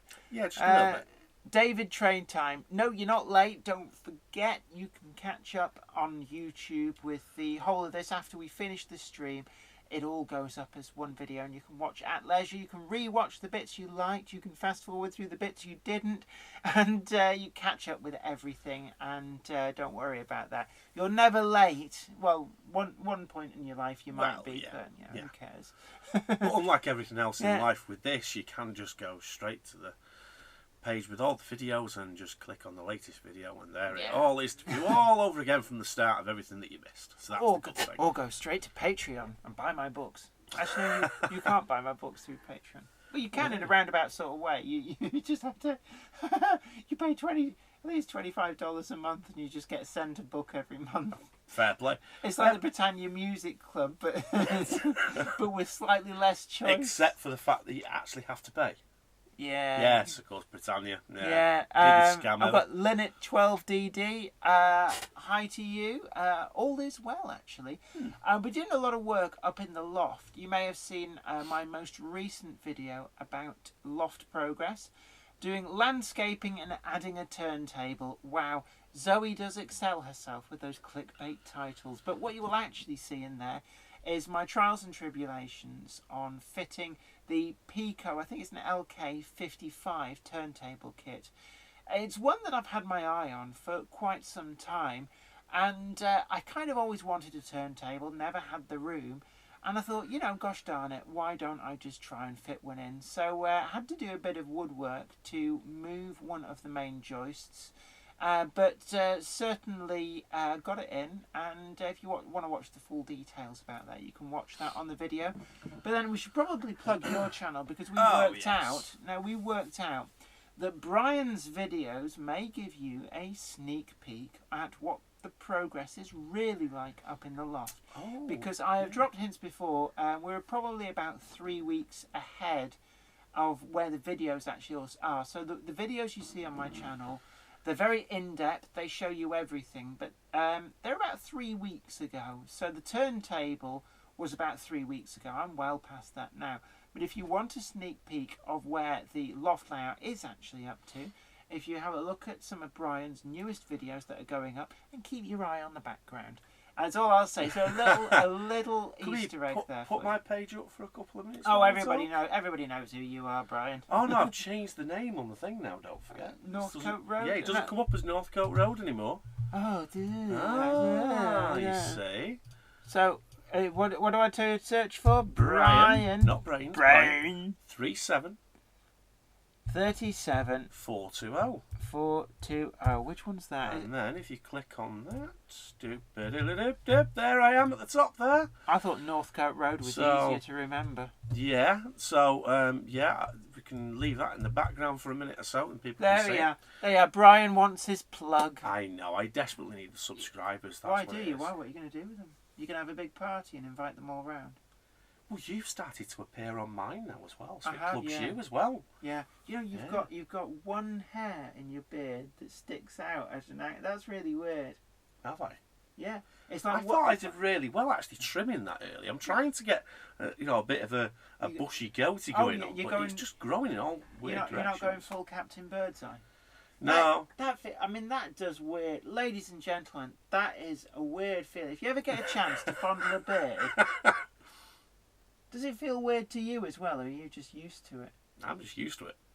But it's like weird. It's like spiky hair. Yeah.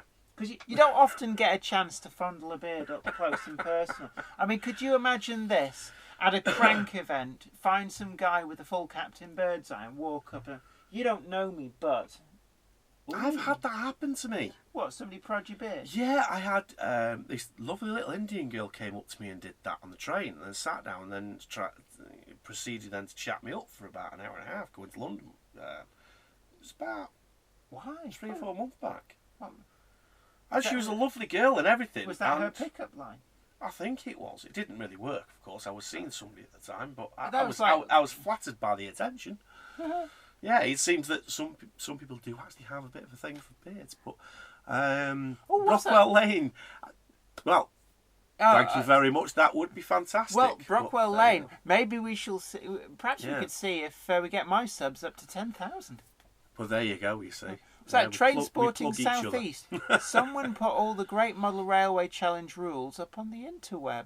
Oh, have they? All right, whereabouts? I'm curious. I want to see what they're doing. Yeah. So, Trainsporting South East. Sorry for so many posts. My Wi-Fi went funny.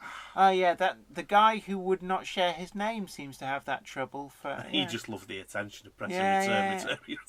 LNER 1946. What about your Heljan? Whose, by the way? We were talking about Heljan. Yes, before. we were. I only have one, and that's Class 58, and it's horrendously made. It's a really nice runner, though. But well, actually, because I've got a Heljan Class 5, and I rate that as being the smoothest running locomotive. Bless the beard, and Brian's beard may have some static grass. Do you know, actually, Yeah. that might improve it. What do you reckon? I'll fling some glue and Bit of static grass in there. What do you think? we can do static grass the old-fashioned way. There's I'll tell you what, if we remember, I'll see whether or not I can put some scatter grass in this. You'll just look like you had an accident with some kind of vegan porridge. Well, you know. Oh, welcome back, Dovens GWR. Let's have a look. Ham Shackleton. I haven't shaved for 40 plus years. Saved a fortune in blades and foam. Gosh, you must be like the 5th member of ZZ Top. And good night to James Martin there as well, by the way. Yeah, good night to you. Thanks it's for been joining good us. to have you along. Diffins is back. He's back. He's back. Yeah. So, I haven't shaved for 40 years. I saved a fortune in blades. Yeah, and foam. I was just saying, it's like it's like the missing member of ZZ Top. Yeah, I mean, you must have trimmed it. I mean, that's like beyond Captain Birdseye. Yeah, that's the point me able to make a child swing in the middle of it, isn't it? Although here you are, a little bit of cool fact for you, that the guy in ZZ Top whose third name is Beard doesn't have a beard. Is he the only one that doesn't have a beard? He's the only one who doesn't have a beard, and his surname is Beard. Ah, see, he did trim it. He says, no, I've got scissors. So you didn't do the whole ZZ Top thing. No, that's fair news. That's fair news. Or the like that, the sort of the Zen master. And welcome back as well. I like transport. Yeah, nice to see you back. Yeah. But yeah, what would Heljan. I mean, I've got quite a few Heljan locos. I've got 2 of the Metropolitan Vickers Bobo, the Metropolitan Railway ones. The 07's Heljan, isn't it? Yeah, 07 is Heljan. Yeah. I've got an 05 that's Heljan. Which looks absolutely beautiful. It is. Like the 05. I had to stick it back together. That was one of the casualties in the great mishap. Also, what else? I've got a 17. Yeah, I've got the Class 17. That's a Heljan. I've got a 52. That's a Heljan. Yes. I want to know from people. We had this conversation. This is an ideal opportunity to find out what the reason is. What does the internet think? Now, this really is, apart from us blabbering on, this really is an interesting thing now. When it comes to Westerns, so you've got Heljan versus Dapol. Now, apart from the usual things of everything falling off for Heljan Loco, apart from that aside, what I want to know is, why does the Dapol one command a price twice as high as the Heljan one? So anybody out there who has both, or who just has one and wants to give an opinion on it, let us know. Yeah, I'd be interested in that, because I ended up with the Heljan one because Lovejoy, aka Derry, did me a blooming good deal on a brand new, never been out of the box Class 52 Western in Rail Blue. So it was the livery I wanted. I didn't really have any designs on a specific one. And it was dirt cheap, and we were just really, really curious. What are the merits between the two? So, Indian Head Valley Railroad. Hi, Jennifer, from your friend in Pennsylvania, USA. Well, hi to you. Fantastic. We do get a good audience actually from America. Yeah. And the Ribney Valley's 37s have begun different. Well, I'm assuming this is still just the testing. I saw a photograph earlier today of them on the Ribney line. And they are just testing at the moment, and the driver training and things like that are going ahead. That is not the coaching stock you're going to get. I warn you now, you are not getting all first class and a buffet. That's just the stock that's being used for the training. You are most probably going to get DRS Mark IIs. So be warned about that one. It will be top and tailed, and you will be getting, I guarantee you, at least one no-heat Freight 37 every week. It'd probably end up in the same one all the way through the contract, but that's interesting. People are coming out and saying the Dapol one being better. That does tally with the price. It certainly does. And I mean, the Heljan one looks all right to my eyes, but I suppose it's one of those things. Once you see the faults, you can't unsee them, and all of a sudden, what appeared to be a good model just slowly becomes junk. I had that with the old mainline Class 3 diesel shunter. I get blinded by that a lot. Because I'm an impulse buyer. and I do get that a lot, I have to admit. So yeah, I thought that the old mainline Class 3 was really good, and then I got the new Bachmann one, and then you realise what a toy that you had beforehand. Yes. Yeah, I went through that stage myself. So yeah. Okay, So Graph B, no realistic replacement for the 08. I think they'll be around for a long while yet. There are alternatives, and they've started using what they call them super shunters, basically just use a mainline loco. Yeah. But there are some manufacturers that have over the years made alternatives to Class 8 shunters. In fact, I passed one the other day on the motorway on the back of a low loader. I don't know what it was. It was a 6-wheeled outside frame job. Yeah. Probably a Hunslet of some description. So there are alternatives out there. I think it's just that they built so many of the Class 8s, so spare parts are plentiful, they get the job done. They're probably bulletproof, reliable as well. Yeah. Well, I mean, with the 08s and the 09s and things, if you remember going back, it was just before privatisation. There was 08s that were converted to more 09s.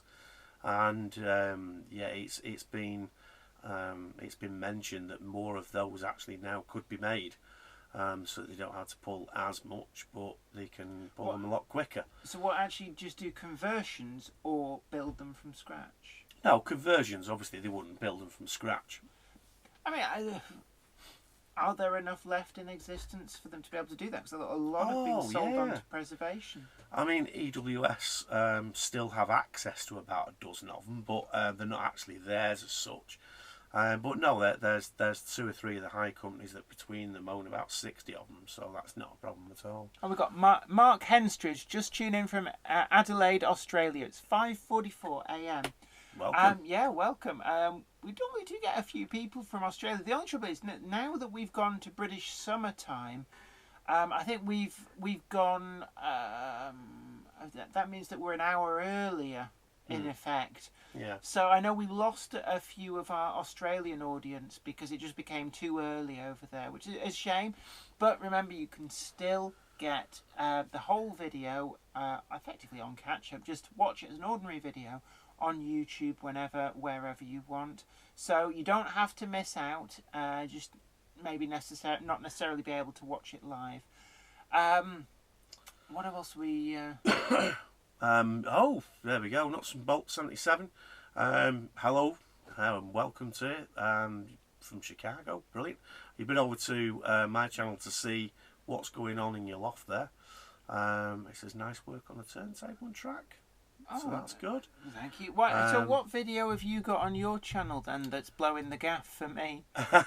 That'll be the last one that I did. Yeah. Yeah, with 2 days ago. I'm just seeing if we can. I put it up 2 days ago, but it's from last Wednesday. Not right. long, last Tuesday night. Last Tuesday night I did that. Well, ladies and gentlemen, the loft layout has moved on a lot since then. Actually, I have another vid that'll be going up tomorrow night. Which shows a bit more detail.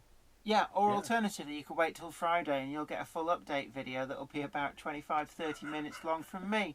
Boom! Mine doesn't actually make a point of saying about the detail though deliberately because I don't want it to conflict with yours. Because that would be stepping on my feet. Exactly. And you don't want to step on my feet because I've got dainty feet. Actually, no, I haven't. But mine's actually because I've run a couple of things that I've got in the fleet. Including the new 68 that I got, which is still on DC. Yeah, it did seem to run quite well. Yeah, because I've got that DC track on the outside, and it's a very long run. So we ran in your 143 as well because I fixed it. Yeah. Yes. I had to rely on Jenny repairing it because for those of you that don't know, do not get a Realtrack 143. Good night to Warrington Train Spotter 2778. It's been really good to see you along. Yeah, definitely. So yeah, thanks for joining us. Train Sporting Southeast, will the live stream be up in the loft one day? Yes. It will. It's currently waiting for I was going to say air conditioning. That would be quite nice this time of year. It would. An extractor fan needs to go in just to keep the air moving. And I need to upgrade the computer. At the moment, I've got a state-of-the-art computer. And we need to put in the cameras. Multiple. We're going to try an experiment with having multi-camera angles, so basically have cameras in the so model. you can see the trains going round and everything, as well as everybody talking. Yeah, that's going to be the plan. I don't know when exactly that's going to happen. The actual loft layout, I mean, if you were to see it now, and you'll have to keep watching my Friday videos to see how it's progressing, but if you were to see it now, you'd be thinking, actually, yeah, maybe it's about time to shift the live stream upstairs. I am looking forward to being able to do that, but for the time being, we're still confined to Zoe's gaming lair, this room full of PlayStation 2 games galore. I mean, look at that. They just keep on breathing here. Yeah. PlayStation 2 for the win, represent. And picking up on a couple of questions there before they disappear at the top of the page. What's the difference between an 08 and an 09? Well, Gearing. for the original 26 of them, it was all about gearing. And basically, you know, you re-gear it so you get a little bit more speed. They can't tow quite as much, but that doesn't matter. That then gives them enough speed to be able to trip between yards at either end of stations, going across main lines with small amounts of wagons without the need of actually having a mainline locomotive. And on the southern region where they were done for, they could travel anything up to 15 miles if need be. Not a problem. Just used to run them early hours of the morning, overnight and what have you, and that would be fine. Yeah, because the Class 8s were quite slow. I think they were only about 15 miles an hour, but the Class 9s they were geared up to 25. I thought it was about 28, so it's like nearly 30. Well, kind of yes, had to be kind careful of no. because they could shift. Like anything really that you know is crankshaft driven, you've got to be careful. A maximum on it is great if it's like a one-off. If it's not a one-off, you're just risking ruining it. But no, I mean when they did the new the newer 09s that they did just before privatisation, they took Class 08s and converted them into an 09, and they did almost the same thing. They had almost the same spec on them, but they also made them dual brake as well. Now, in the past, different 08s stayed at different yards throughout most of their lives, only ever disappearing when they needed heavy maintenance or when they were no longer required. Now, that wasn't just because of it being easier to do it that way. It was also a requirement because different yards needed ones that had certain braking, air braking, vacuum brake, that kind of thing. And also, depending on the type of shunter that it was and the condition that it was in, as to how much weight that it could pull. They were all quite varied, to be honest with you, during BR days. And they'd usually find that chalked away in a cab somewhere if there was any restrictions on them.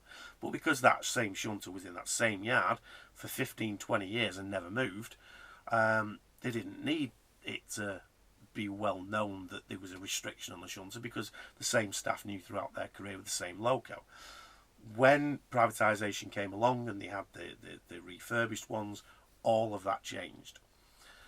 So they all had to be bog standard. And funny enough, not that many of those have actually survived. But most of the original 09s have. Really? Yeah. Most of the refurbished 08s that made it into 09/1s and 2s have actually not survived. But the original 09s have. I have no idea. They went through Doncaster Works or what have you. Although a lot of them have turned up on preserved lines. A lot of Yeah. them have been preserved. I think there's one at the Bluebell line. Yeah.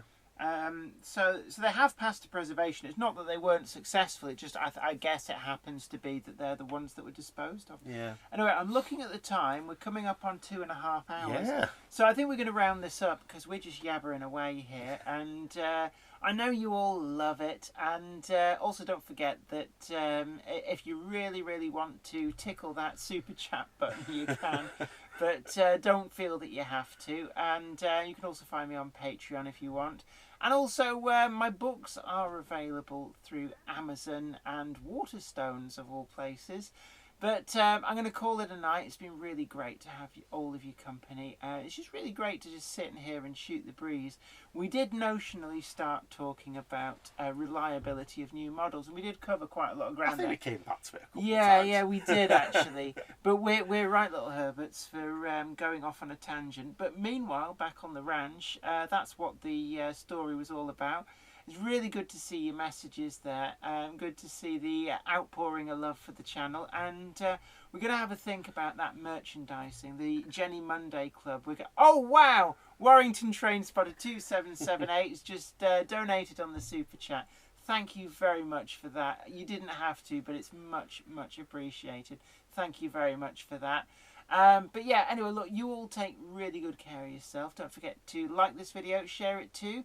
And that's really important. Let as many people as you can think of know about the channel, about the videos that we do, and also get them to come and join us here on live chat Mondays at 7 o'clock BST at the moment, British Summer Time, which is GMT +1 for those of you who are not in the UK.